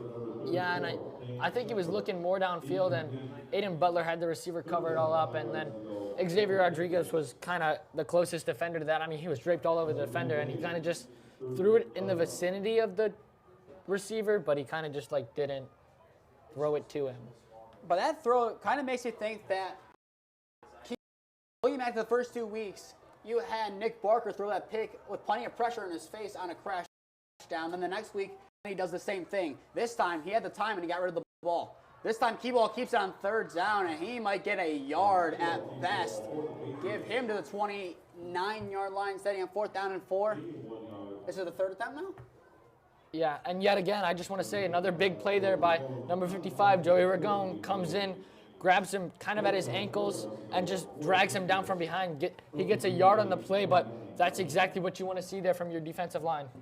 And now 4th down and 4. We'll likely see a run once again here. Would not be surprised to see number 4 get the ball here at all. It's going to be another misdirection most likely. 3 or 4 guys could likely get the ball here. It's just a game of guessing. If Holy Name can guess it, they will make the stop. Farson gets it. He cuts upfield, and he is able to break free for a 1st down and some more. Ben Farson within the 15-yard line. Give him to the 14. He is running with a full head of steam tonight, and that sets the Valley Forge in the red zone for the first time tonight. Ben Farson, he said it was a 2-headed monster before the game, meaning him and Mankins add on Keywall, but now all 3 guys have had big runs tonight. Yeah, and honestly, Ben Farson's kind of, at least from my perspective, he's keeping him in this game. He's got multiple key 3rd and even 4th downs, so honestly, just Holy Name's got to try and stop him. And there's a reason this kid is a captain for this Valley Forge Patriots team. He is a talented runner and a thorn in the side of anyone who they play, as Mankins will be taken down at around the line of scrimmage. But last week, Ben Farson in the 40-37 win over Normandy. 4 touchdowns total, 2 in the air and 2 on the ground. Ben Farson has been on a tear. I believe the one game he put up over 250 rushing yards. That might have been last week if I'm not mistaken. But he's a talented player. You don't find that kind of talent level that he has and the selflessness of sharing the backfield with another talented runner who came in his senior year. You don't find that selflessness very often in a lot of players. A lot of high school players, you'll see it, especially in the bigger schools in D1, a lot of egos on those teams. Farson, not one. And that should be a false start. I think it's going to be an offside on Holy Name. And also, just an update, it is now downpouring again. And now it's unfortunate that we're not in the main box. I'll have to make a run for my life to get into the box over there to announce the band at halftime in 6 minutes exactly. So I'll plug the band. The last regular season halftime show of the year, playing their 3 80s theme songs, Take On Me by a-ha, Tainted Love, and then it will be Living on a Prayer by Bon Jovi to close out the show. Stay tuned in halftime for that, and then the Valley Forge Patriots band to play after. Farson takes the handoff here on 2nd down and 4, and he is in for a touchdown. Make it 5 touchdowns in 2 weeks, and Valley Forge is on top of the green wave. Ben Farson had a nice run to the outside a couple plays ago. He finishes it up the gut. Cam. Yeah, and I mean, that run was designed to the outside. He kind of just did his own thing, cut it upfield, and was able to get in the end zone there. And well, the rain keeps coming down, and the rain it's coming down in buckets. Monsoon season is here. A decently high-scoring game for the conditions we were here. I'm kind of surprised we have, and it'll be a bad snap. I was expecting to see it. Keywall looks to throw. Pass will be incomplete. The closest player being William Dix, but I respect Danny Keywall for trying to make something out of nothing there. It'll be a no-good attempt, but nonetheless, Valley Forge finds themselves up 6. Result holds. Byers Field will see another game, and Holy Name will not. But Holy Name has 5:45 to change that. They do get the kick following halftime. But we'll take a break here. 5:45 left to go. Holy Name down 6. We'll be back on in a minute.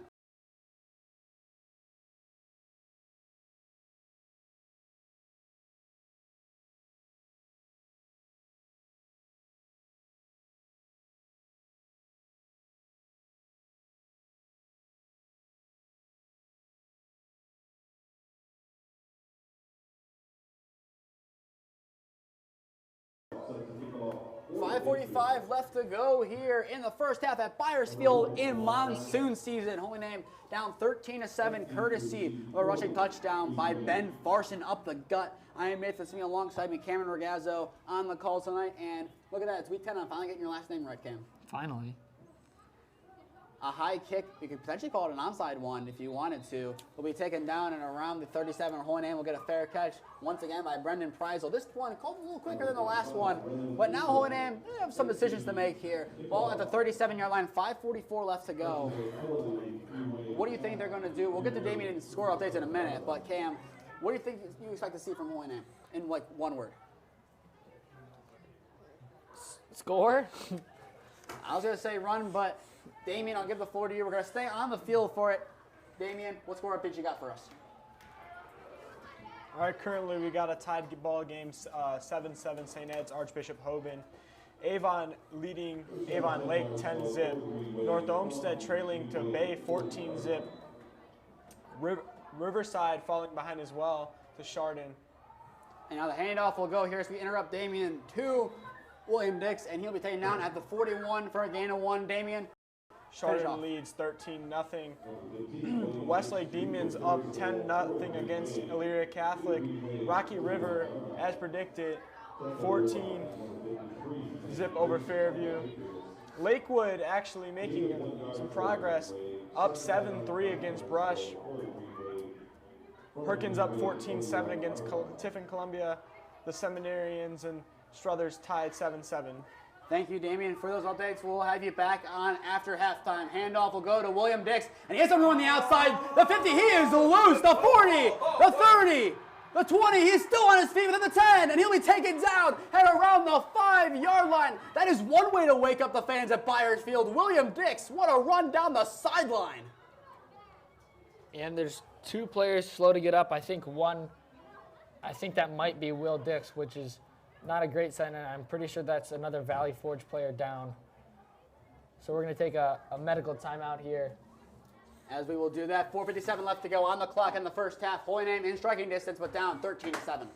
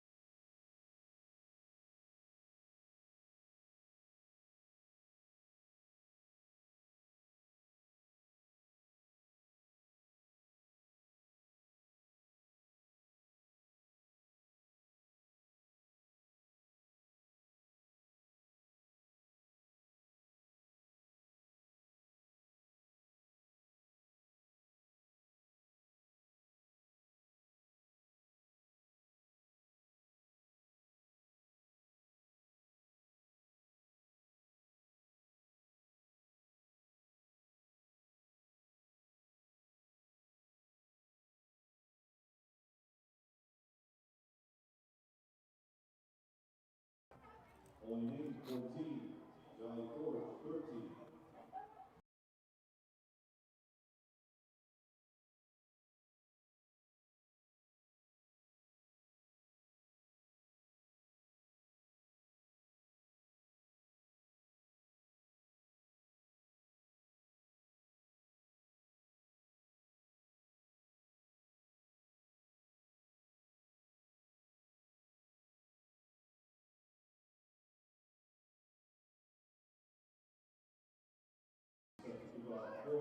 We are back on after the mic took a hit, but Andrew Cole puts Holy Name into a tie game. Chase Jostity makes it a lead for the Green Wave, 14-13 over the Valley Forge Patriots. 4:47 left to go here in the first half. Cam, Woldix might be down, but an impressive play from Andrew Cole to pick up his teammate right there. And that's his senior leadership right there. I definitely agree. Jostity sends away on a squib, and that will go out of bounds for a flag. Thrown nicely by the official on the far side, where Valley Forge will get a little bit of more favorable field position to begin this drive. And the last drive worked well. Ben Farson a touchdown. I believe we're going to see a lot more runs, Cam, but who do you expect to see get the ball the most as Keywall, along with Farson, score the touchdowns?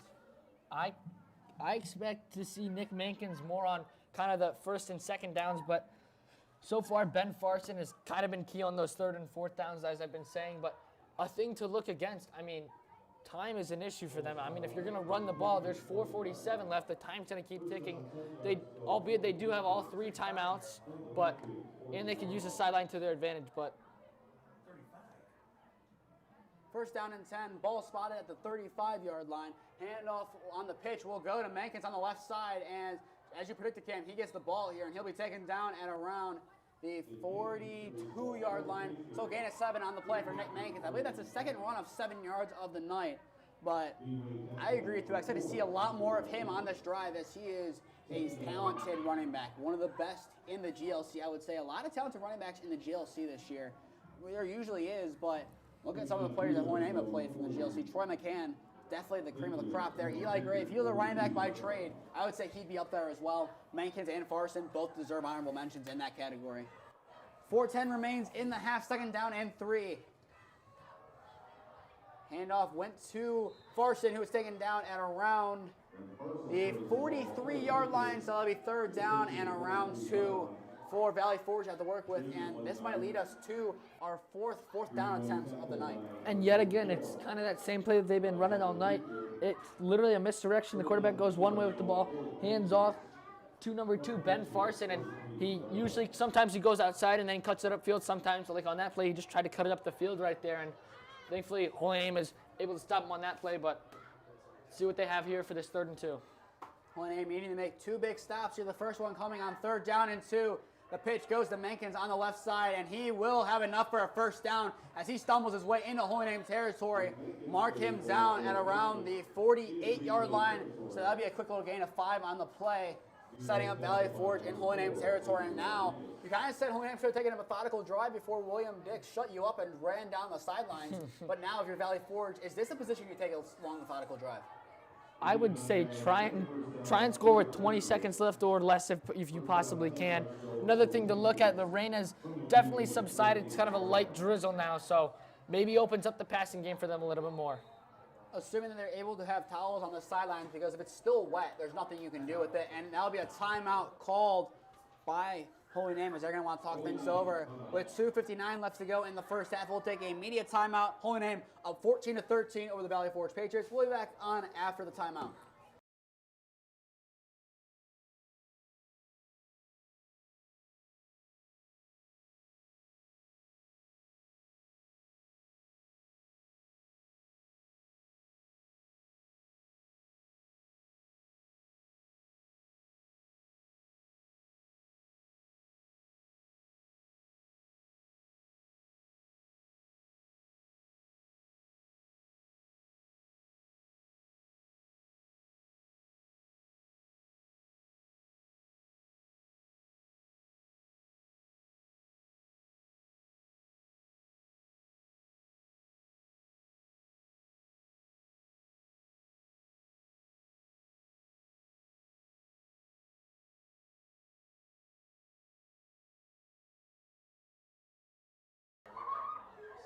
2:59 left to go in the first half at Byers Field. Holy Name holding on to a 1-point lead over the Valley Forge Patriots via 2 rushing touchdowns from Andrew Cole. So far, 4 touchdowns, 3 different scorers, all on the ground combined.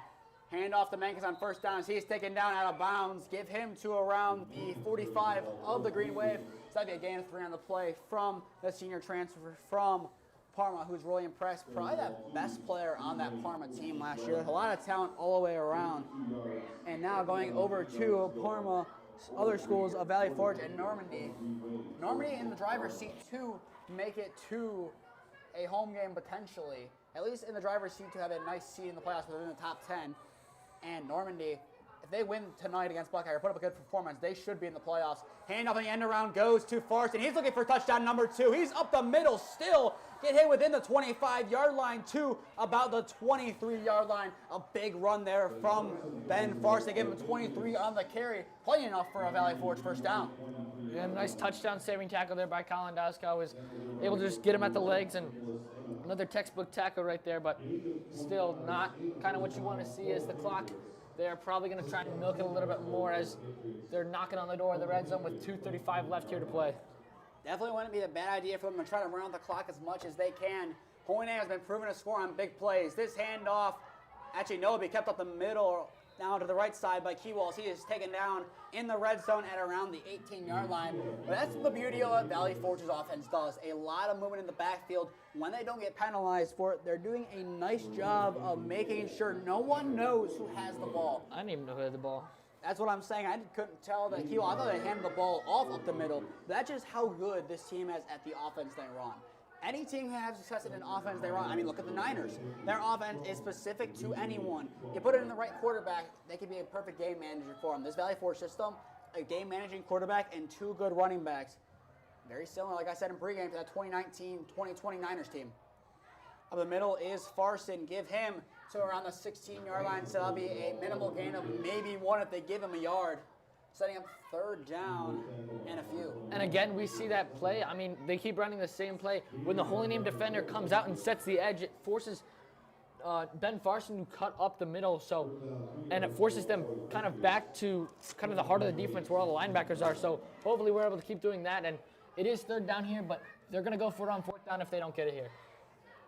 The Patriots need to get to the Holy Name 13, the pitch to Menkins. He has plenty for the first down. Actually, no, they're going to push him back. It's going to be close. I think they're giving him the first as he gets to the line to gain. And the chains will drop. That's good enough for a Valley Forge first down and just enough to make them call a timeout. The minute 2 left to go. So with that, we're going to plug the halftime show. Stay tuned as Holy Name Marching Band and Drill Team plays their final regular season show of the year. And then that will be followed by Valley Forge is band and drill team. And then tomorrow we are at Padua Franciscan. No, not a Holy Name Padua rivalry game. It's a Holy Name versus Lutheran West playoff game for volleyball. And then Monday, Holy Name takes on Buckeye in girls soccer at Serpentini Chevrolet Stadium at 7 p.m. To stay up to date on all the games that we are covering, follow Holy Name Broadcasting on Instagram and Twitter. To stay up to date on all the Holy Name sports, follow Holy Name Athletics on Instagram and Twitter. And finally, subscribe here to Holy Name Athletics YouTube and put on push notifications to be notified when we go live. We have published our winter broadcasting schedule, obviously subject to the change, which will be starting on November 11th as Holy Name Ice Hockey returns to the ice for the first time in a couple of years as they take on Toledo Whitmer at Michael A. Reese Arena. It's going to be an exciting night for Green Wave Hockey as they're making their awaited return to the ice, and it's a game that they're hopeful for. They're hopeful for as good of a season as they can and start to put in pieces, even if the record doesn't show, for a successful future of the program. Ball will be kept here by Keywalls. He is taken down, maybe behind the line of scrimmage. He will be. Give him to the 14, so that'll be a loss of about 1 in the play. Yeah, and that was sniffed out well there by number 33, Alex Boulton. They're going to try and hurry up with 45 seconds left here in the half. Cam, you pointed out that 20 seconds or less time frame. We're getting pretty close. There's 20 seconds left before we hit that mark. Keywall looks to throw. Pass is to be bobbled in and out of the hands of Ben Farson. That will stop the clock for 3rd down and 11 at the 14. I mean, no wonder you're not passing the ball if that's going to happen. It is now 3rd and 10. There's 35 seconds left. I still expect them to run the ball here and probably, no matter what happens, take a timeout after it unless they get in the end zone here. They still can get a first down at the 3-yard line. So kind of all just depends on what happens on this play. They might even go for it on 4th down, depending, they could also set up for a field goal here, but let's see what happens. I think Valley Forge, they want to put points on the board somehow in some way. Let's see how they do it. Keywall to throw again. Cole in down there for the tackle. Is that a fumble? Only going to fall, and they're going to say incomplete pass as Andrew Cole gives a reality check to his fellow quarterback as Keywall is sent to the ground. 29 seconds on the clock here. Cam, what an impressive play from Andrew Cole. Missed that from last year. I mean, yeah, he plays offense and he plays defense. And yeah, just like I said, it looks like Valley Forge is going to set up for this field goal here. It looks to be about a 31-yard field goal, at least from where they're setting up. Another Valley Forge player is going to come on the field to look to block for them. And the last time that they had a kick, it was mishandled. The kick is up, and it is going to be through the uprights. Valley Forge, they wanted to put points on the board, and they do an excellent job of doing so. An excellent kick there from Valley Forge as they now have a 16-14 lead with 29 seconds left to go in the first half. So we'll take our final time out, barring anything crazy in the first half. Holy name, they'll have 29 seconds where they're most likely to run out the clock, but we'll be back on in a minute to bring you that.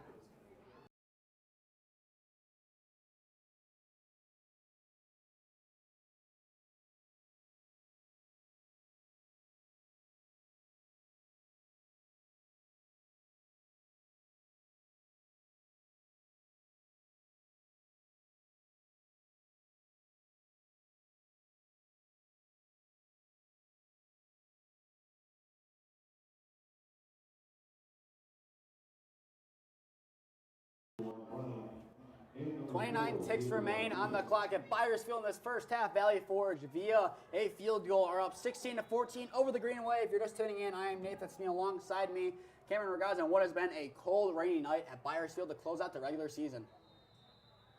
Making a trifecta for Brendan Prizles. He takes that one in for another fair catch on the far side.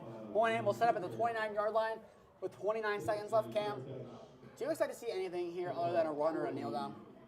No, especially with how we saw that Valley Forge player, what was that, number 2, Ben Farson, drop that ball. So obviously the ball is slippery. And a big thing is ball security. One bad snap can set Valley Forge up. If it goes back 10 yards, they're within their kicker's field goal range. That's something to watch. You got to make sure you have the ball. It doesn't matter if you lose 5-10 yards. You got to make sure the ball is secure here. I don't think Holy Name's going to try anything tricky here. I think they're going to try to run out the clock and go into the half content, down by 2, but with ball in hand to start the second half. Handoff will go to Rodriguez, and he has some room up the middle. He's on his feet, too, around the 41-yard line. This is an interesting time for Coach Wondolowski if he wants to call time or not. Clock stops at 24 seconds, and Coach Wondolowski looks like he's changing his mind. He's going to want to get some points on the board as the ball gets to the 41-yard line. An excellent run up the gut by Xavier Rodriguez. Give him 12 on the play. Cam, now what do you expect to see? That Holy Name looks like they're going to try to do something here. I kind of expect him to throw the ball, but I also don't. Maybe we could see a screen pass. I mean, Holy Name, do they have 2 timeouts still? Or they have 1? I think we have 1, right? Let's flash back to Holy Name Padua at the Den last year. Around 40 seconds left. Javon Williams finding Austin Wondolowski in the flats for a 43-yard score, I believe it was. But could we see something similar to that, but geared to Xavier Rodriguez? A nice little screen pass down the sideline into the end zone. I definitely think we could for sure. Namer Nation wants to have a Week 11. This football team wants to have a Week 11. Let's see what Andrew Cole can do to end the first half to give them more hope. As he looks to throw, dropping back, going to launch downfield, and that pass will be caught down the sideline by Jawan Bryant. A 10-5 touchdown, Holy Name! Jawan Bryant, a big play. 2 weeks in a row, no 3. Holy Name is taking the lead. What a play by Jawan Bryant. What a play by Andrew Cole. What a play that silences the Valley Forge crowd. Oh my goodness, that is a bomb down the field to Jawan Bryant. And just like I said in pregame, his job is going to try and be to take the top off the defense. Takes the top off the defense there. An excellent catch in the rain. He says, Valley Forge, I don't care if you can catch the ball, I can. Andrew Cole, aging like fine wine. Each throw downfield better than the last. Jawan Bryant really settling in. We talked about it in pregame. Really didn't expect to see him get the ball much, but he got it 1 touch, and that's all it took for him to get Holy Name a lead, getting 6 more points on the board, potentially 7, pending the extra point. And Holy Name is going to have some movement up front. Will be a false start backing them up, but What a play by Jawan Bryant downfield. It looked like he had to play corner for a second there, but eventually the last second he came away with the ball. I mean, he was kind of like behind the ball, and the defender really hadn't looked yet. He kind of stepped in front of the defender, catches the ball, and just uses his speed to propel his way into the end zone. I mean, Andrew Cole kind of just said, hey, let's trust our guy. Jawan Bryant's down there somewhere. Jamar Bryant down there somewhere. Kick is up and good from Chase Jossity. Funny we mentioned that Holy Name Padua game at the Den last year. This is the score of it, 21-16. As we said, that was our final immediate timeout before, barring anything crazy. Well, crazy has happened. Jawan Bryant has happened. Holy Name up by 5. We'll take our final immediate timeout, barring anything else crazy happening. I'll be back on in a minute.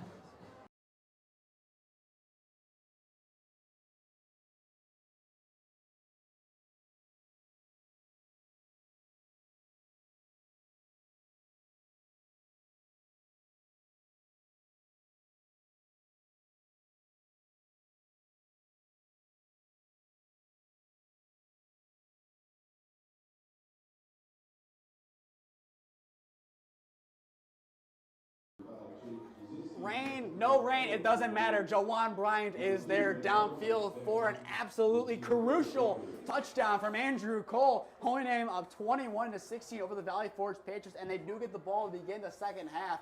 Cam, what else you had to say besides Jawan Bryant down there? Sorry, you call him Jamar Bryant. I give him Jamar Chase in there. Wow.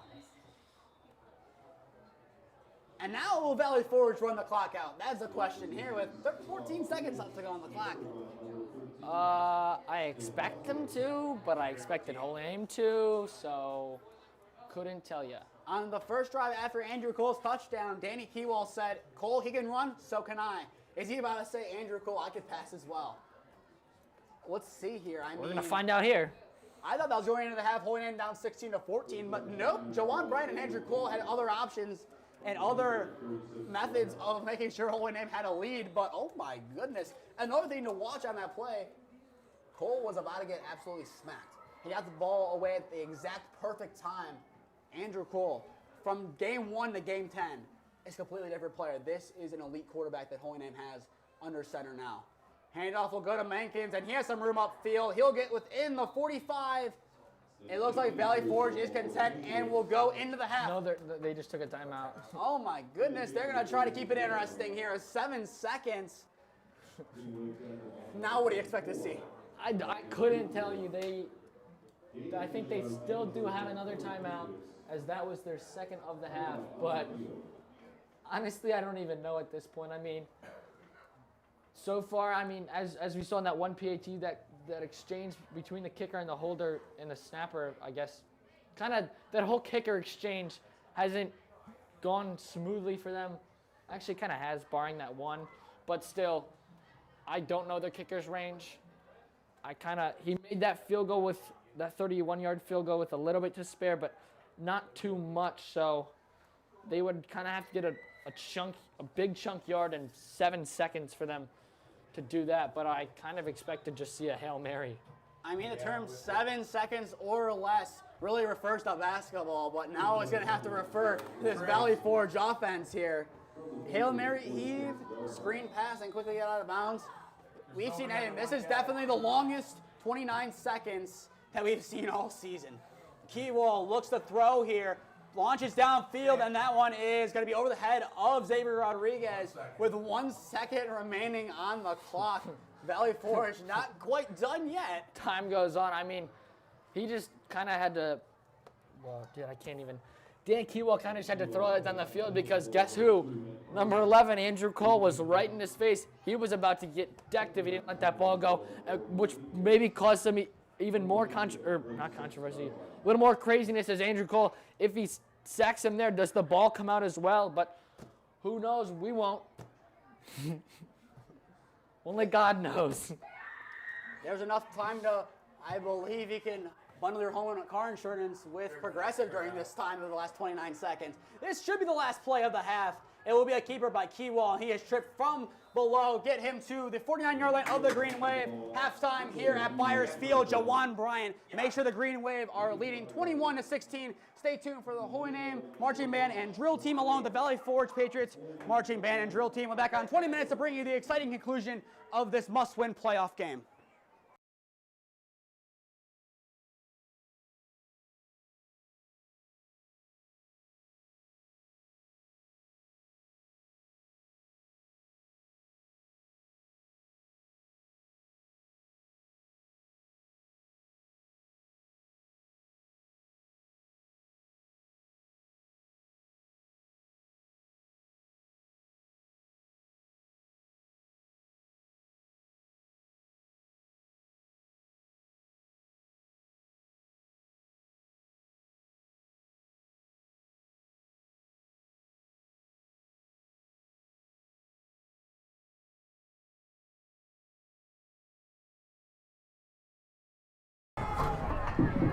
Good evening, ladies and gentlemen.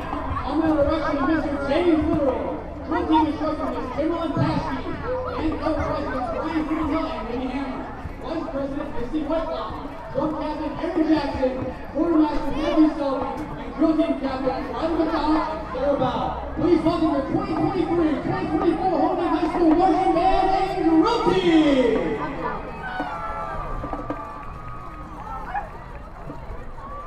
To open up our show this evening, we take a trip back in time to year 1984. This song from Norwegian synth pop band AHA was originally released in October of 1984, but the international hit version was released on AHA's debut studio album Nothing High and Low in 1985. So, needless to say, this is Take On Me by AHA.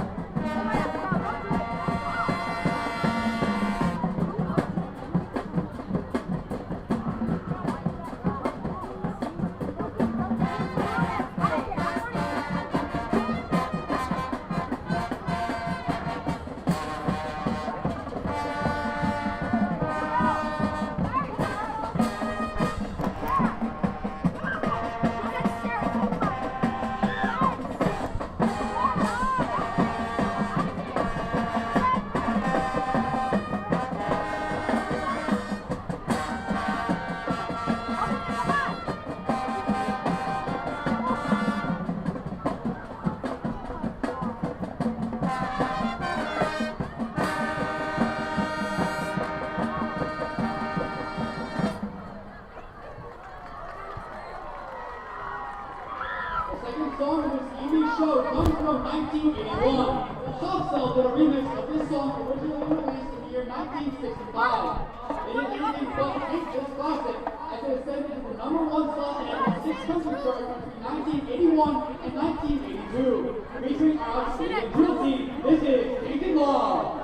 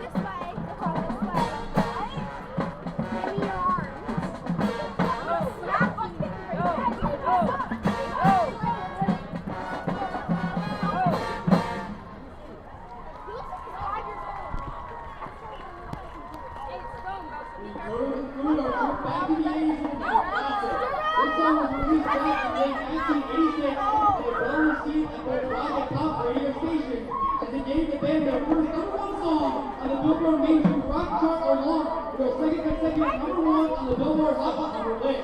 The music video also was well received, being in main staff and TV's rotation. Bon Jovi gave it a shot, and so will we. Here is Lit on a Prayer.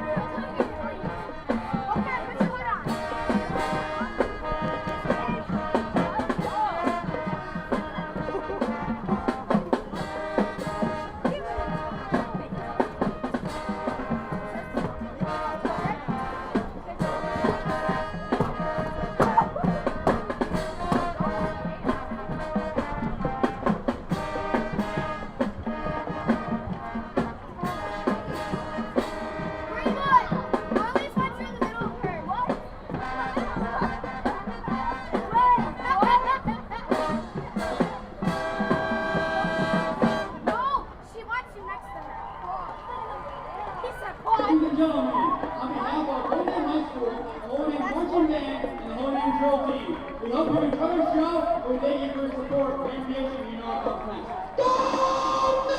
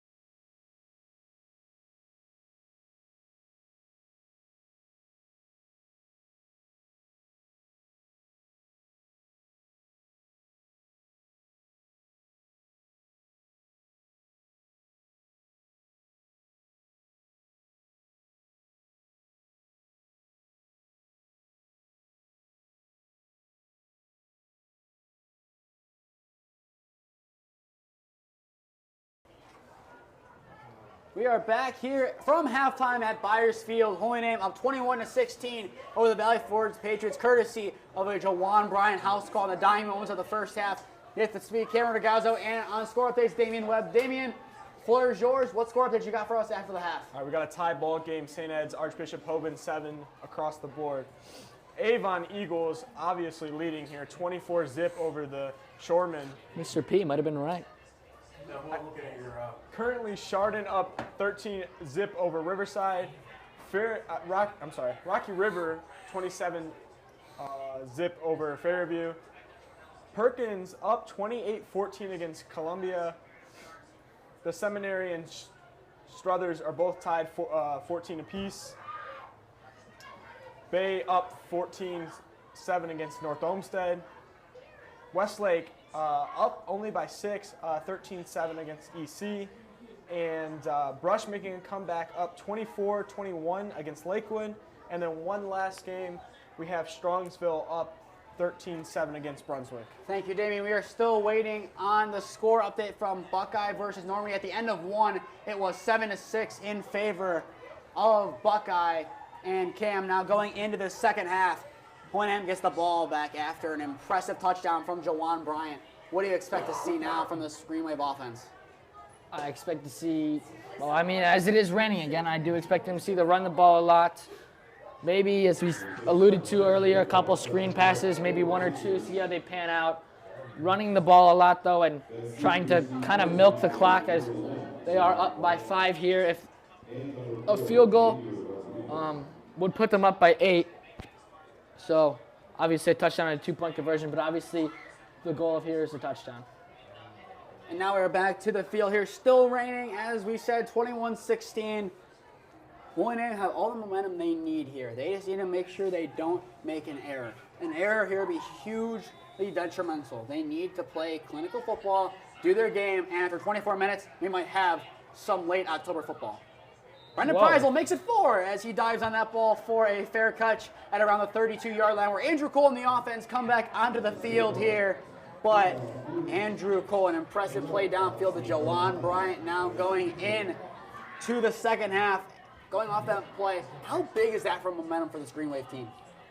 Honestly, I didn't expect it. I feel like a lot of people didn't. I know you didn't expect it, but hey, I mean, it worked. It definitely put the momentum in Hohenheim's half.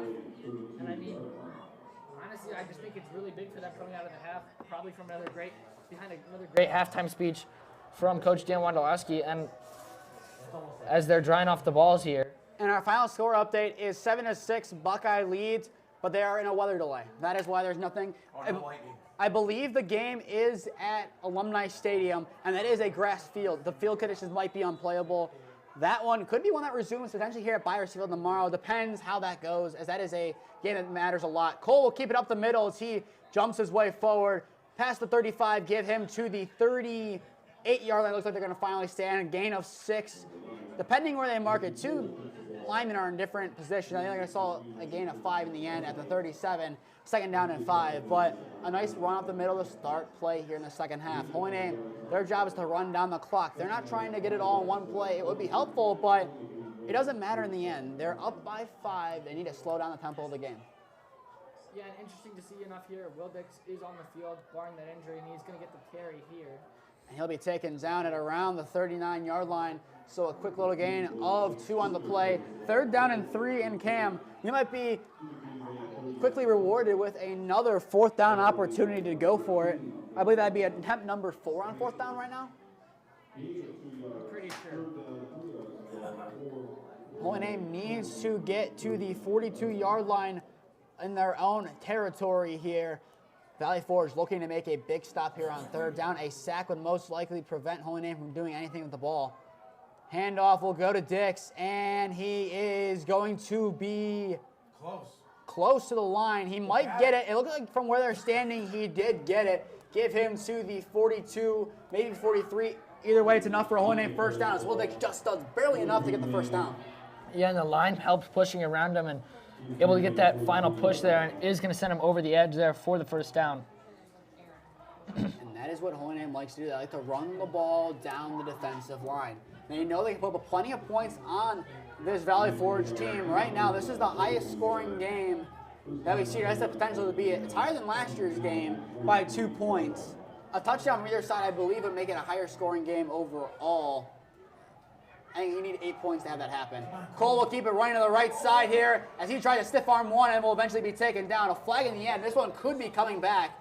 As it was thrown in the backfield, it could be potential hold or a face mask. We'll wait to see the official call. Usually when it is in the backfield, it is a hold, and that is unfortunately what it's going to be here on this play, so it's going to negate Andrew Cole's run there. He does a nice job throwing the stiff arm down there on the Patriots to try to get some yards. In the end, it will not matter as Hohenheim backed up. And like we said, the passing game, besides that pass downfield, Jawan Bryant, really not much of a factor in tonight's game besides the drops. Anytime you're backed up past first down and 10, that is not a situation you want to be in ever, especially in the rain when you're most likely going to run the ball 3 times and see what you can do. True. Holy Name will be set up now at their own 32-yard line.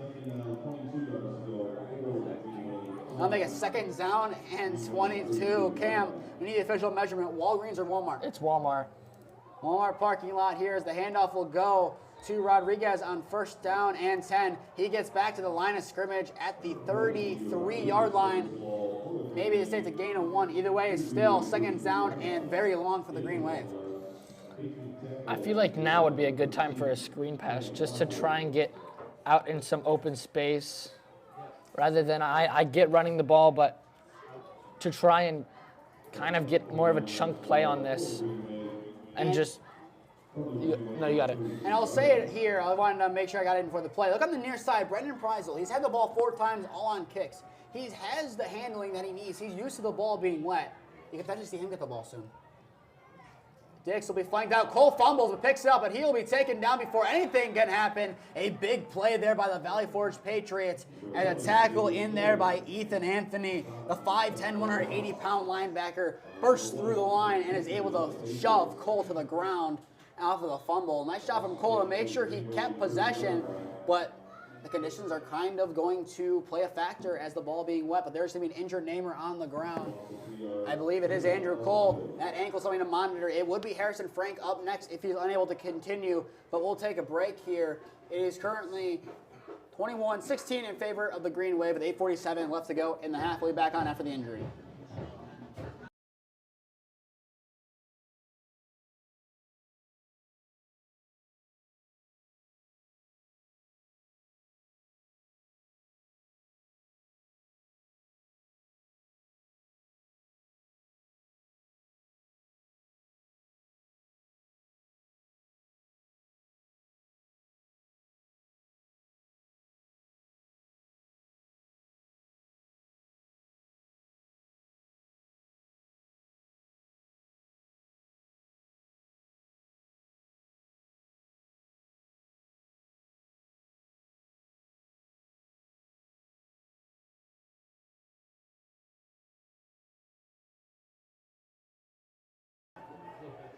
The change has been made. It's Harrison Frank in the game here on this 3rd down and 23. The handoff will go to William Dix, and he'll be dragged down finally there by the Patriots. The main man in there is Danny Grayson.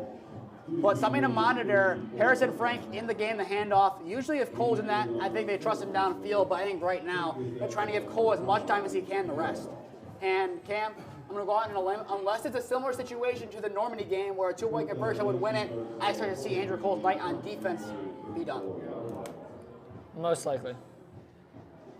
Well, Valley Forge, they've done their job preventing Holy Name from going down the field. 4th down and 20. Soul sends the ball away on a very short punt. This is going to be a favorable field position for the Patriots. Disastrous start to this half. Only 4 minutes off the clock. Holy Name loses possession, and Valley Forge gets some good field position. Damian, you gave us a score update just now. 42-0 Wadsworth over Royalton. You got anything else for us? I believe we're going to have any changes here. Yeah, I expect to see a lot of games potentially halted. The weather in the area could potentially turn sour. That's something to watch for the rest of the night. I think thinking back to week 2, we had some of those delays, a couple games being switched. I believe the first game at Kirtland's new stadium got delayed a little bit because of power outages. They ended up getting to play the next night, but it was at week 2. That's when a bunch of games got canceled. We could see another one of those tonight. And big stuff up the middle. Mankins gets back to the line of scrimmage. The big man, the Brian Neary Award winner, Alex Beaufair, in there for his first involvement in tonight's contest, getting his first tackle. When we talk about Joey Ragon, we're talking about players who switch from a skill to a lineman position. Alex Beaufair is the other. Right guard this year for the Green Wave as a fullback, kind of didn't really play much of him, mainly a defensive guy in the secondary, but now D-line, O-line, 2-way starter. He's really impressed along with Joey Ragon in the new roles this year. True.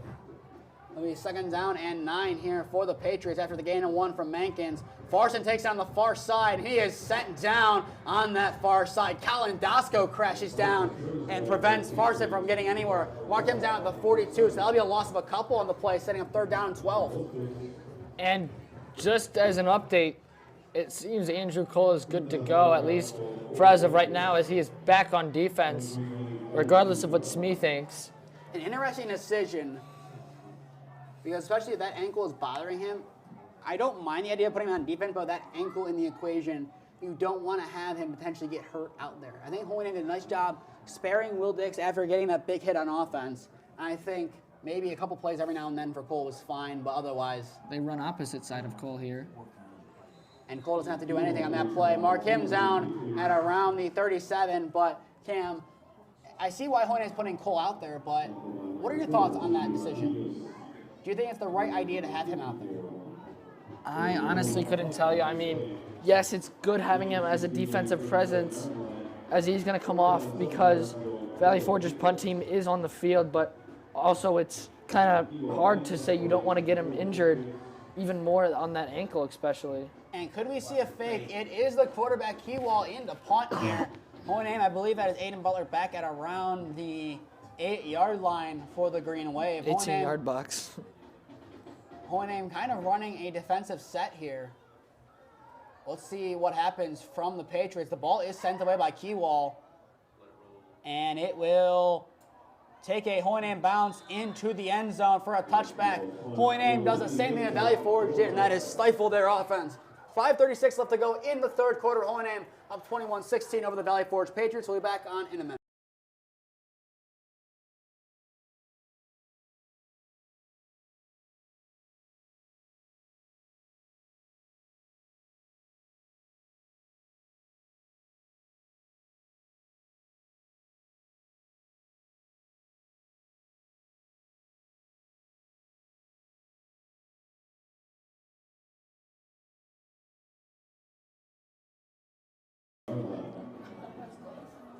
.36 left to go in the third quarter at Byers Field. Hoyne up 21-16 over the Valley Forge Patriots. And a score update for you.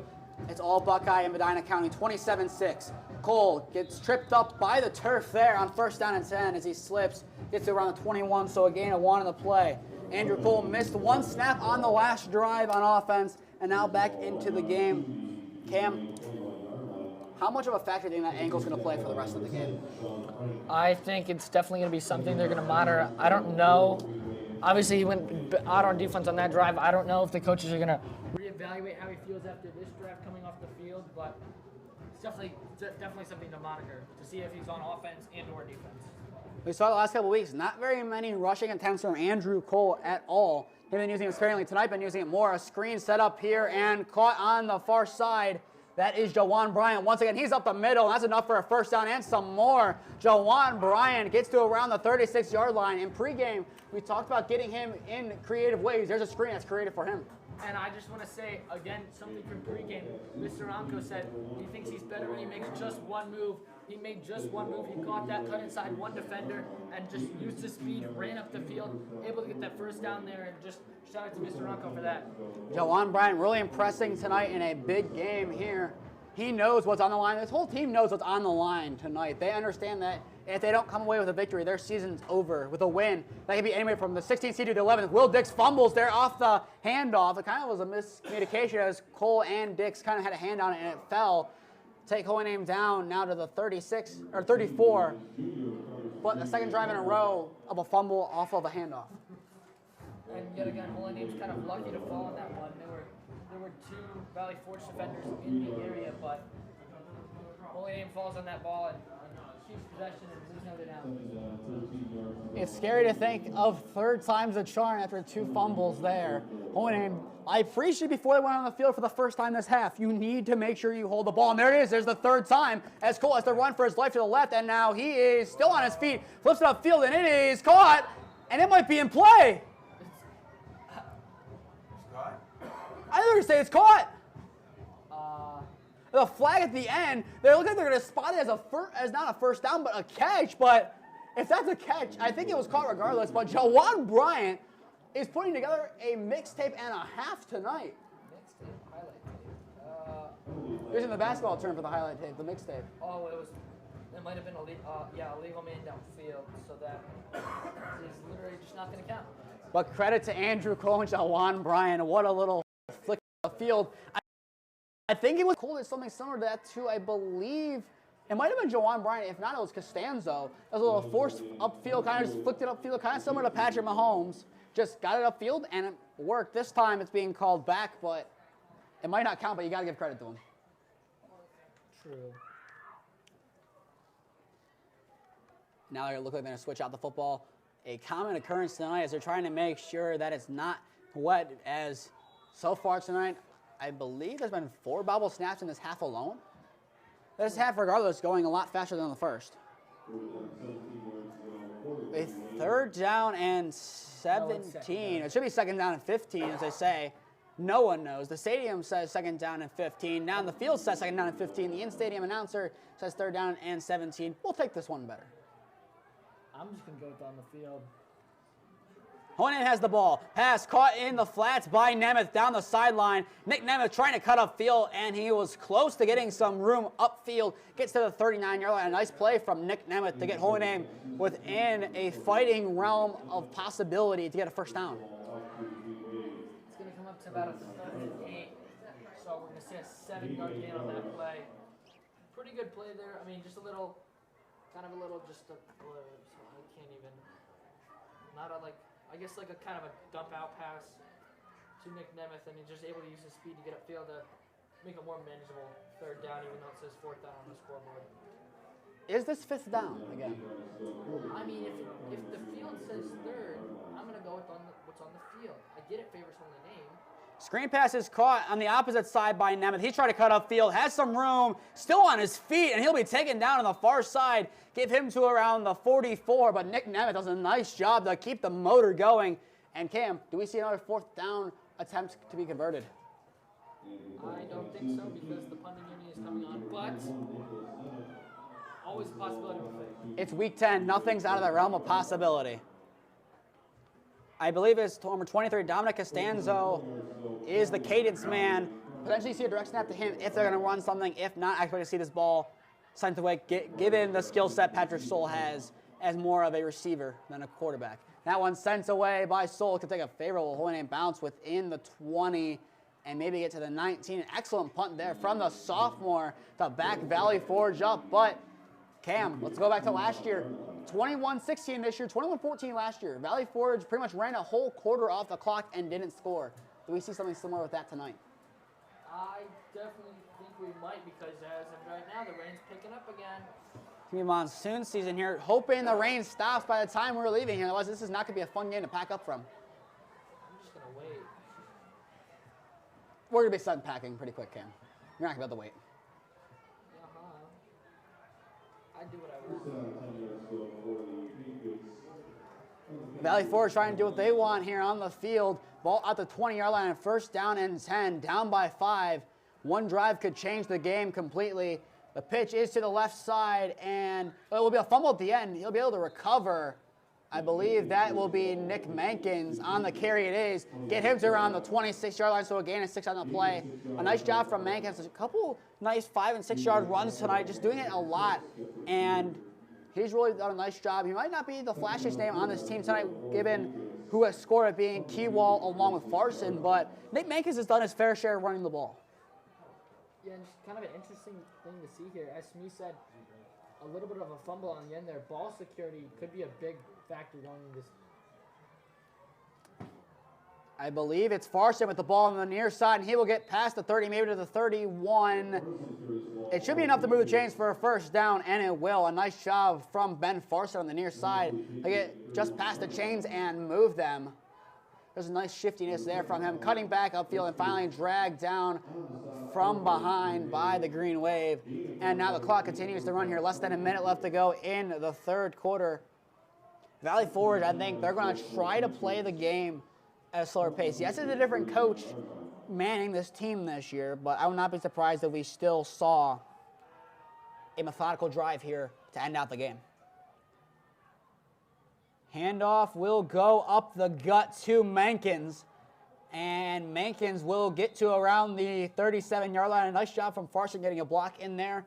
Not necessarily getting a nice block, but making sure the number 2 jersey was visible without the ball, so I know Nick Mankins had it. Shout out Ben Farson. Yeah, he was lucky to hand that ball off as quick. Number 55, Joey Ragazzo was in the backfield. And it looks like Valley Forge will run out the rest of the clock for the third quarter. Holy Name, they might have 12 minutes left of their season, but they also might have 12 minutes plus another game. There's still plenty of time left in tonight's contest. 3 quarters in the books. Holy Name up 21-16 over the Valley Forge Patriots. We'll be back on after this break to bring you the fourth quarter of what looks to be an exciting matchup that I believe is for the GLC East Division title. Stay tuned for the conclusion of this game and see some score updates around the area. Hopefully we'll be able to get some of those, assuming the games are still going on after this break.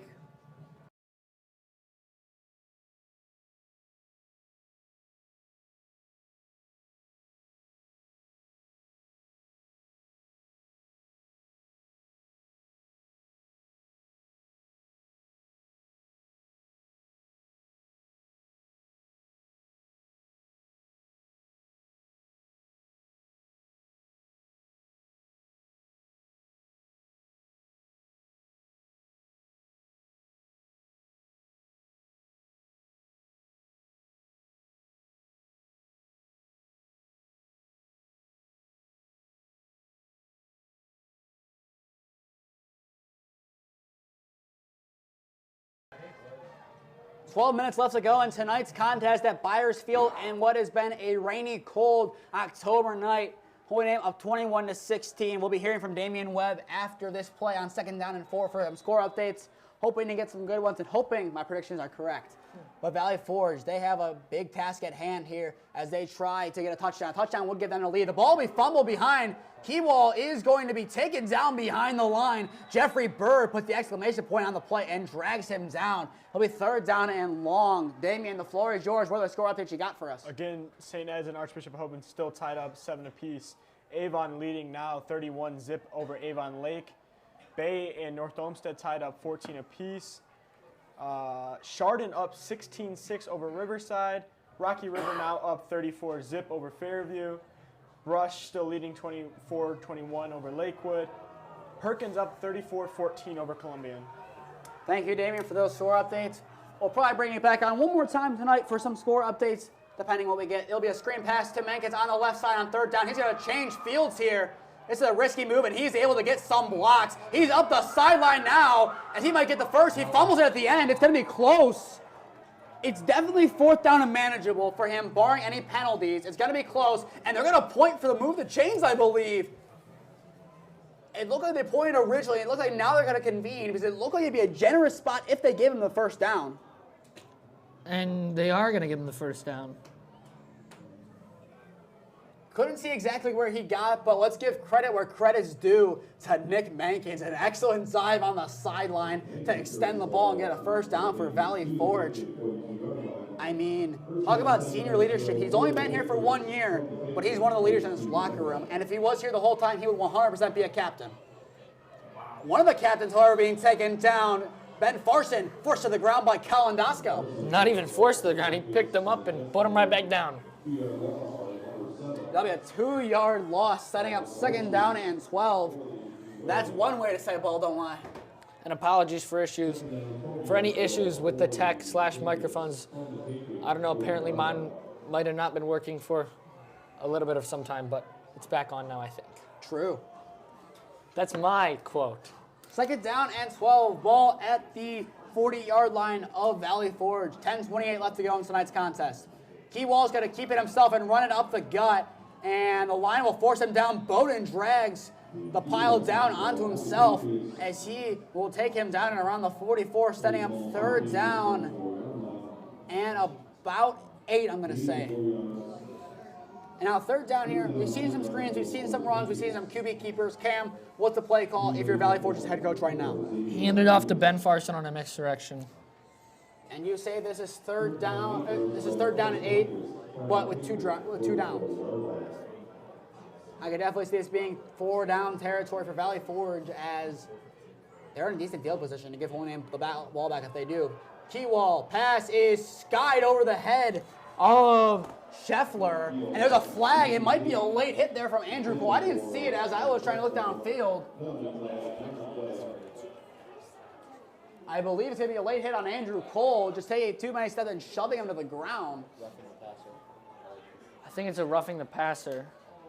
That is not at all the call Holy Name wanted to get there. It's the right call nonetheless, I believe, but that's just unfortunate for Holy Name to give up. That gives Valley Forge another life.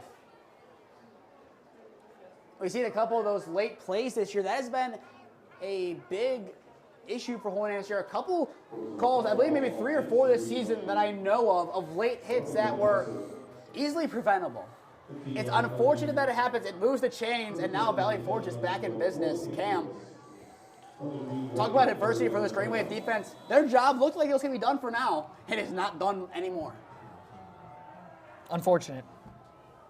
Valley Forge is 41 yards in front of them to score. First down and 10 after the penalty. Holy Name's defensive line makes a big stop there. I believe the ball carrier being number 13, one of the JV players who is not going to be on the field, not going to be on our roster, I should say, setting up second down and 10.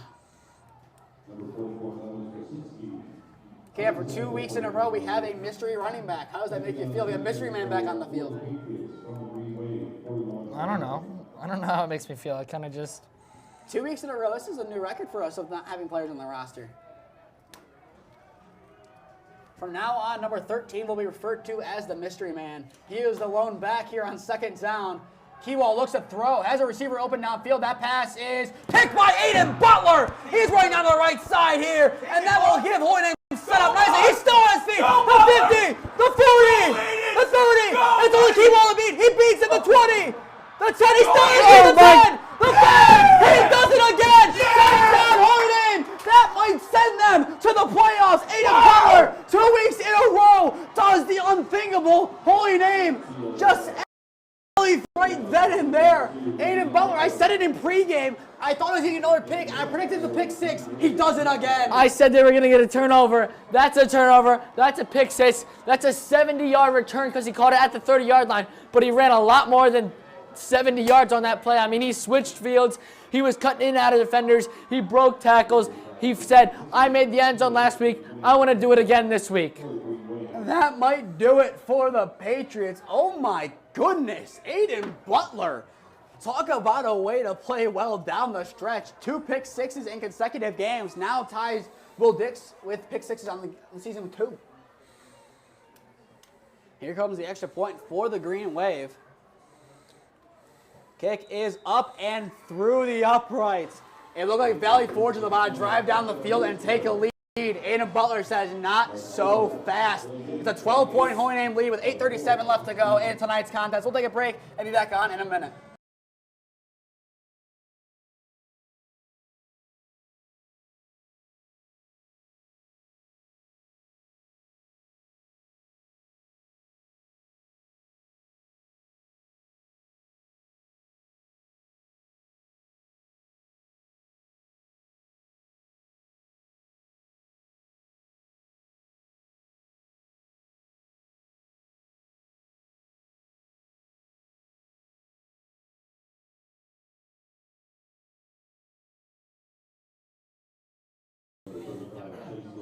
Valley Forge was driving down the field, but not so much anymore. A 70-yard touchdown return by Aiden Butler gives the Green Wave a 28-16 lead with 8:37 left to go in tonight's contest.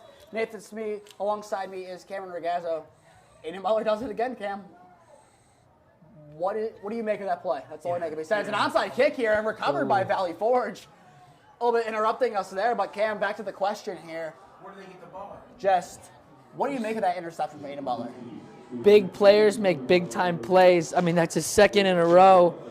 I mean, by week, I mean, he had one on the third play from scrimmage last game. He has one here kind of coming towards the end of the game in the fourth quarter. And, I mean, he puts an impact on both games. I mean, he starts off the game with just 7 free points and then comes out here and literally stops Valley Forge's drive and then still has the speed and stamina to return it 70 yards down the field. And now, looks like I'm going to move the ball over potentially here, but Cam, just, if that doesn't define Holy Name's resilience, I don't know what does. 6-point underdogs going into tonight's contest, currently up by 12. What a job by the Green Wave team. Handoff will go on the misdirection, and Holy Name's defensive line holds up nicely there. the ball carrier being Devaney. He'll be taken down at around the line of scrimmage, but I believe it was Joey Ragone on the tackle. This defensive line for the Green Wave has really improved over the last couple of weeks. That Canfield game was a wake-up call and a half, and you're going to see it now. It's just, Holy Name's doing an excellent job. Yeah, and I know we've called Joey Ragone's names multiple times, along with Alex Valther and Jeffrey Bird. You go. Jeffrey Bird as well. It'll be second down and 10 after the gain of 0. It'll be a pitch to the right side, Menkins, and he is dragged down now. Both they're in there along with a couple of namers. Give Bird credit, give Dasko credit, and the man that have dragged him down officially, Alex Boulton, give him some credit too. It is now third down and 13. 2 plays, -3 yards from this offense. And yeah, that momentum carries over, as you can see. That negative play there, not really negative. It was positive for Valley Forge's offense, but that penalty kind of looked like it was going to propel their drive, and then all of a sudden, boom, all momentum's in Holy Name's favor, and 2 big plays right there. And let's look for what happens on third down and 13. That should be a false start, and it from is the receiver. And it is. That will back up Valley Forge even more. The wheels are starting to come off here for Valley Forge. They're a little frazzled. Frazzled? Look at the way the game was a minute ago. They were driving down the field, looked poised to do something on that drive. Aiden Butler takes all the life out of this Valley Forge team who looked, after beating Buckeye, to run away with the GLC East Division. Now it looks like Holy Name is their division once again, and more importantly, a playoff spot for them. If you decided a couple weeks ago this team would make the playoffs, a lot of people would be surprised. But Holy Name has really rebounded. And now on third down 13, take down Farson. Cole dodges at the last effort. Evergerson as well gets a tackle, setting up 4th down. But Holy Name is 6 minutes, 50 seconds away from getting to week 11. And the key thing I think here is, obviously they're going to go for the 4th down here. So the pressure needs to get home if they do happen to pass this ball. It's, as they spot, it's 4th and 15. So definitely not out of the realm of a pass. But his last couple passes. Actually, his last couple of passes have been okay, but obviously his last pass being that pick 6, do you trust him to pass the ball here? Holy Name needs to stop. It's 4th down and 15. Keywall going to throw. Cole running at him. Andrew Cole, he's evading the sack from him. He's still on his feet, and he is taken down. Alex Booty crashes down from the 2nd level. Sacks Keywall at the 30. Holy Name ball at the 30.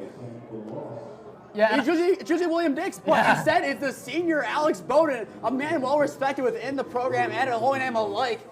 Couldn't have happened to a better kid making a big play in a big game for the Green Wave. Yeah, and that was supposed to be a design screen pass, and I think there was actually 2 screens, and both of them were covered up really nicely by that Holy Name defense. Their linebackers came down, and obviously the linebacker of Alex Bowden comes down and makes that big play right there. And hopefully we'll get some more score updates on the games that are depending on Holy Name's seeding. Well, let's take a look at the scores of some of the other games and how many of them are going on and really how many of them have scores. I expect to see a lot of movement after this game here in the regional standings, considering the fact that a lot of teams can move around. As Dix, he'll be stuffed. He's still going. And he's able to get a couple of yards there, get him to the 28-yard line, make something out of nothing. As I was saying, it looks like, I believe, from seeds 7 through 16, if it was the old 8-team format, all those teams from 7 to 16 had a shot at a top 8 seed. And then you go down a couple. You have Holy Name, had Warrensville Heights, who lost last night, and then Mogador Field. I think Ravenna also had an outside shot, depending who loses. A lot of teams, I think it's 18, 19, 20 teams competing for 16 spots. It's a very deep region, and Holy Name looking to go to 4 and 6. They could still have a decent opponent, potentially looking at the loser of Struthers Poland Seminary game. And Cole gets out of bounds at around, I believe they're going to mark him down to 26, maybe a little bit further back. They're going to stay actually at the 28, seeing when that foot stepped out. I don't think it stepped out that far back. Yeah, well, they're going to move him up a yard, so the 27. And the game directly ahead of us, if the result holds, South Range of 28-0 over the Hubbard Eagles. If this result holds, that means Holy Name will currently be moved to the 16th seed. That means we're in the playoffs. Without help, I believe that we can get as high as 13. with helping get as high as 11, if I'm not mistaken. Yep. The Holy Name, they just need to do their job here. It's 3rd down and 7. Cole's going to look to throw here. Last time he throws to Jawan Bryant. Let's see what he can do this time. Launches. It's for Bryant, and it is tipped off the hands of a defensive back. Instead, it was for Feliciano. Yeah. The turf monster got him right there. And that was an attempt from Tap. I believe that'll be his second involvement in the game. But that sets up 4th down and 7. Cam, you know him. I don't believe it's a Chase Jostity range, but what are you thinking? Maybe. I feel like on a normal night, he might be able to, I don't know, because obviously with the wind and with the rain, at current moment doesn't look like it's raining, but I feel like they kind of just want to try and get this first down to keep that clock rolling. I'm about to say, I don't think it matters if they turn the ball over here. They just want to roll the clock and try to get something going. If they can drill this clock down as much as they can, this game might be over quick. Cole looks to throw, runs up, and he'll be sacked from behind. The big man in on the play, Tavari Coles, 5'9", 270, slams Cole to the ground. And Valley Forge, they get one more attempt on offense here. They have 4:24 to get 12 points on the board here. Cam, they haven't thrown much tonight, and when they've thrown, it hasn't gone well. But do you think Keywall is being told to throw a ton here? Not a ton. I feel like it's kind of going to be a mix of both, and they're going to tell their running backs, get out of bounds when you can. I mean, they do still have all 3 timeouts, but hopefully, if you're Valley Forge, you don't want to use them here. I mean, you got to score and then get an onside kick, and then from there, just score again, I guess. Realistically, if you're Valley Forge, you're looking at that clock, 2:30 to 2, that's when you want to score, if you at the latest. If you can score earlier, that's great. The handoff will go to Mankins, and Mankins is shoved down.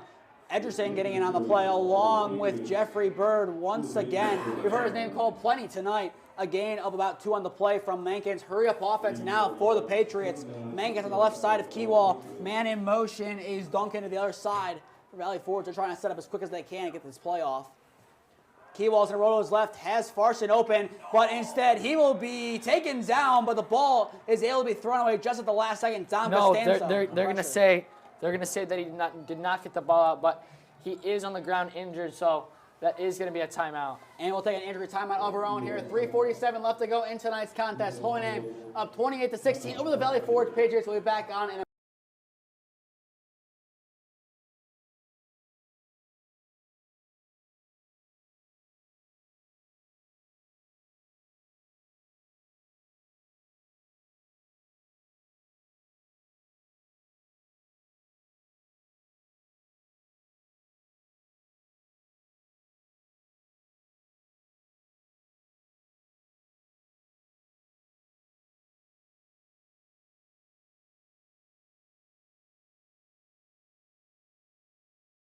Put our mic back on, please. 3rd and 19 here for the Valley Forge Patriots. It should be a change in quarterback as Keywall injured on that play, wishing the best for their senior quarterback. Hopefully for them, he's able to get back on the field. For the Patriots, it will be number 10, Sean Frank. He threw a pass a little bit ago in the second quarter. He'll be back in now to play some quarterback here. We'll go to Damian after this play for some score updates. He has a lot. Frank looks to throw here on 3rd down. Pass is going to be bobbled. It looked like he was going to come up with it, but Scheffler bobbles it in the end, and now set a 4th down and 19. Damian, the floor is yours. What are your big score updates for us? St. Ed's finally takes the lead, 14-7 over Archbishop Hoban.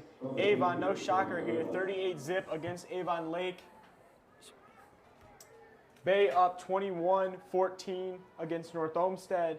Chardon up 16-8 over Riverside. Westlake up 20-7. Rocky River up 40-zip over Fairview.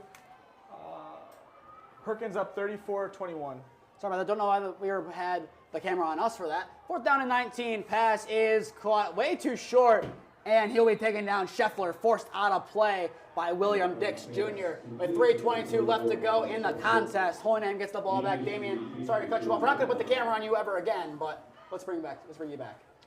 Definitely. Struthers is now up 21-14 over the Poland Seminary. Strongsville up 16-10 over Brunswick. And Lakewood is up Lakewood is trailing now 31-28 against Brush. Wow, a quick score from Brush there to get the lead back. Thank you, Damian, for those score updates. Now 3:22 left to go. now it should be time to run out the clock. Yes. As you said, as of right now, Holy Name, the 16th seed, barring some other games. Canal Fulton, I don't know if they're going to take a win in that game. That would move Holy Name up to 15. But Xavier Rodriguez gets the handoff here on first down. He will be sent back. He should be at around the 29-yard line. So maybe a gain of 1 on the play. And it will be a timeout here called. It'll be a Valley Forge timeout now with 3:13 left to go in the contest. Once again, we're back on tomorrow for Holy Name versus Lutheran West volleyball. And then Monday, it'll be Holy Name versus Buckeye girls soccer at North Royalton. To stay updated on all the games we are covering, follow Holy Name Broadcasting on Instagram and Twitter. To stay updated on all of Holy Name sports, follow Holy Name Athletics on Instagram and Twitter. And finally, subscribe here to Holy Name Athletics YouTube and put on push notifications to be notified when we go live. Timeout about to conclude here. 3:13 left to go. Holy Name, in a must-win game, have really impressed tonight. They have done all they can to ensure a Week 11, and as the tradition continues for Holy Name for as long as at least 2019, I believe maybe 2018 as well, they have playoff football. We're going to go back to the question of the opponent.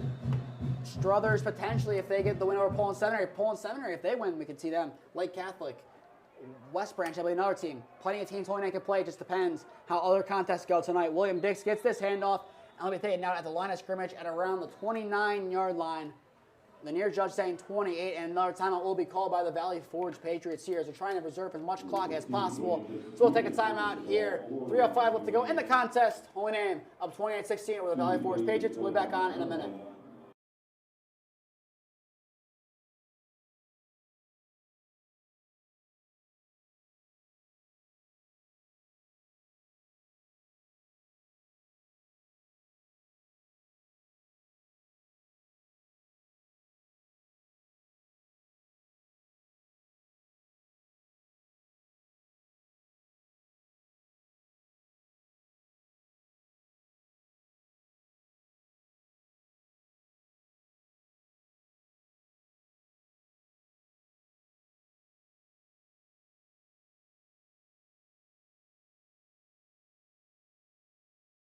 Just back on.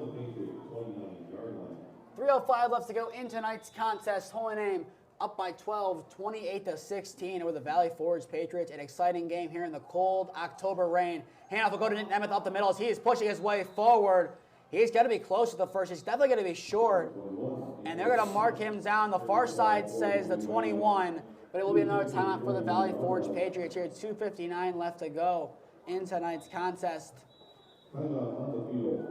Valley Forge, they're just trying to use all their timeouts. They are now out of them. 4th down and 1. Cam, the question is, do you go for it if you're Holy Name here on 4th down and 1 and basically ends the game? Yes, absolutely. It makes sense to do so. The rain's still coming down here at Valley Forge, is Byers Field. I mean, amidst the rain, where we thought the pass was not going to matter, Holy Name has done an excellent job, especially through the pass. Jawan Bryant making 2 big plays. I would say if we were naming a player of the game, it'd have to be Jawan Bryant for this Green Wave team. He has played well tonight. I don't know. On a player, yeah, I would agree. I would say Andrew Cole's rushing ability is good, but without that Jawan Bryant touchdown, keep in mind, Valley Forge was up at that point. Holy Name has not looked back from that lead since his touchdown. I feel like that is the play of the game. I think you can say either him or Andrew Cole. Really, this whole team, they've impressed tonight, and they're showing they deserve to play one more week at minimum.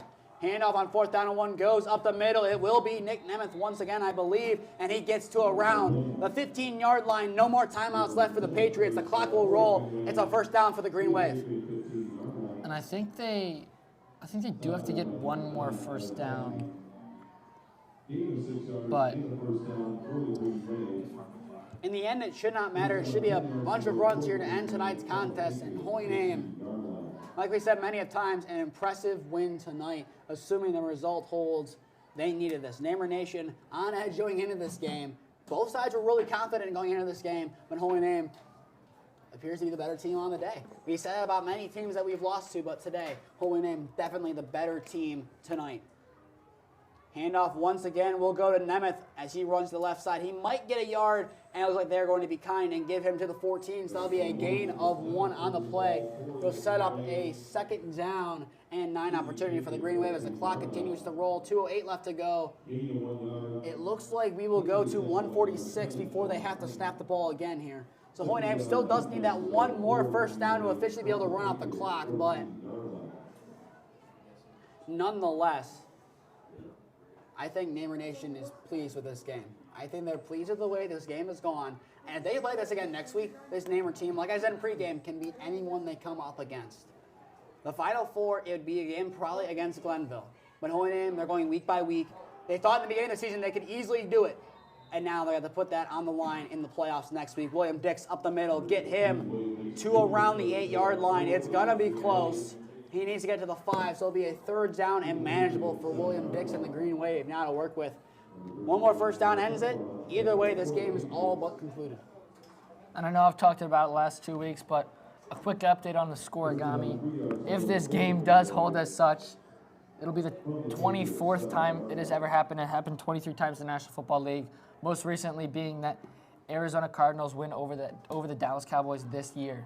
I think that was a game Johnny was talking about, saying the Arizona Cardinals line is actually good.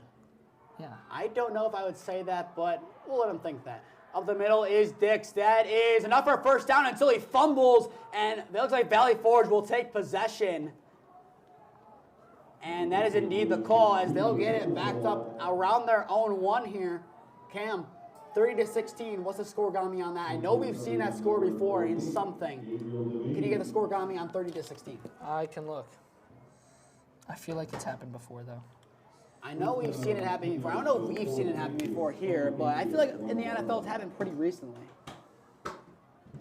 Andrew Cole will be in on defense for the Green Wave here to end out this game. 48 seconds left to go before Hoyne Ames will, I believe, be crowned GLC East champions, I believe. But before that happens, Hoyne Ames will call a timeout of their own here. I've got it up. The last time it has been 32-16 was December 19th of 2021 when the Houston Texans defeated Jacksonville Jaguars 30-16. It's happened 20 times. I thought it was a Browns game that was the final score. Or it might have been Seattle. I think it was the Ravens Seattle in 2019. It was 30-16. The Ravens won. I'm pretty sure. It happened in 2019, 07, 06, 05. So it could be that 2019 contest. That could be. Oh, wait. I was looking at the wrong. 21, 21, 20. Now I'm kind of intrigued to see if this was the correct scoregami in the NFL in 2019. I'm kind of intrigued to see if I was right with this. 2019. It didn't. Oh, it happened once in 2019. Baltimore beat the Seattle Seahawks 30-16. It was a rainy day out on a Sunday. I believe I drew through. That's why I remember seeing the score. It's 30-16. It's going to happen again. It's a safety. Look at that. It was worth looking at the scoregami. Making it a 30-16 contest. And if this game wasn't over already, it is now. An exclamation point put on by this Holy Name defense. They did not allow a single point in the second half. That is one way to clamp up. That is the second game in a row. They have not allowed a single point in the second half. Not only did they not allow points, but they got, if you don't count the field goal, they got, I wish I could do 8. But it's an impressive job from this Green Wave defense. Like we said in pregame, every single week this Green Wave defense looks better and better. Is this the best we've seen in this Green Wave team in general? Not just the defense, this whole team in general this season. Is this the best we've seen them play? I certainly do think. I obviously wasn't at that North Olmsted game. I don't know. Obviously, we won that game in comeback fashion. But obviously, I think from my point of view, this is the best team. And it's good. I mean, going into playoffs next week, we're in, right? Most likely, yes? I believe so. Okay. So going into playoffs next week, it's always the best to have your best football going forward. And a whole new season starts in playoffs, and any team can win any game. And we're going to go to Damien here because he was with us for that North Olmsted game. Damien, which game is more impressive from the Green Wave as a whole, this one or the North Olmsted game? North Olmsted game was definitely impressive overall, but tonight I got to give it to both teams. Good fight on both ends. rain's coming down pretty hard again, once again. Reds, we're about to leave. Right as we're about to leave. Make it 5 for Brendan Preisel. He takes it in at the 45-yard line on the fair catch once again. 5 catches for number 25, all of them coming off the kickoffs. Damian, sorry to interrupt you. You can continue. But definitely an impressive game tonight. As you said, Gamer Nation has, been proven, I don't want to say wrong, but we've always came back, and we might just be a second half season team. A lot of this reminds me of 2021. That was a big run from the Green Wave, winning down the stretch. We were 4-6 going into the playoffs in 2021. I'll put that out there. Make of that information what you want, because we ended at 7 no. Actually, I think we were 4-5. I believe it was, because that Parma game got canceled. Around the same record. Let that linger. Holy name. They've been in this situation before, and talking in the preseason, I said this team would be a lot like the 2021 team. And Damian, if you're right, this is the second half team of the season, then I feel like this team would be fun to watch down the stretch. Hopefully more than one playoff game, but next week we will be wherever the game is in some capacity. Hopefully we'll be able to stream in a press box. If not, and it's not raining, we will be there in some capacity. I mean, I have to be there to announce the band, but we will be there in some way, shape, or form as Holy Name football celebrates. They will be going on to the playoffs. Your final score, Holy Name 30, Valley Forge 16. We'll be back on tomorrow night at Padua to see Holy Name versus Lutheran West Volleyball in their first playoff game, and then Holy Name Girls Soccer. We see them playing in the playoffs once again on Monday against Buckeye. To stay up to date on all the games that we are covering, follow Holy Name Broadcasting on Instagram and Twitter. To stay up to date on all of Holy Name Sports, follow Holy Name Athletics on Instagram and Twitter. Finally, subscribe here to Holy Name Athletics YouTube. Kind of push notifications to be notified when we go live. Shout out to the cross-country team. Good luck at the LCCC meet tomorrow morning at 11:30. Good luck to boys soccer against Revere, and good luck to the girls volleyball team as we see them take on Lutheran West tomorrow. With that, that'll do it from our coverage from Byers Field. Thank you to all of our crew. Michael Lexick over on the far side. Camera, my dad, tech support. Damian Webb, score updates and pregame. Cameron Ragazzo alongside me. I've been Nathan Smee. Thank you for spending your rainy Friday evening with us. 30-16 Holy Name victory. But they're not done yet. Have a good night, everyone, and go Name.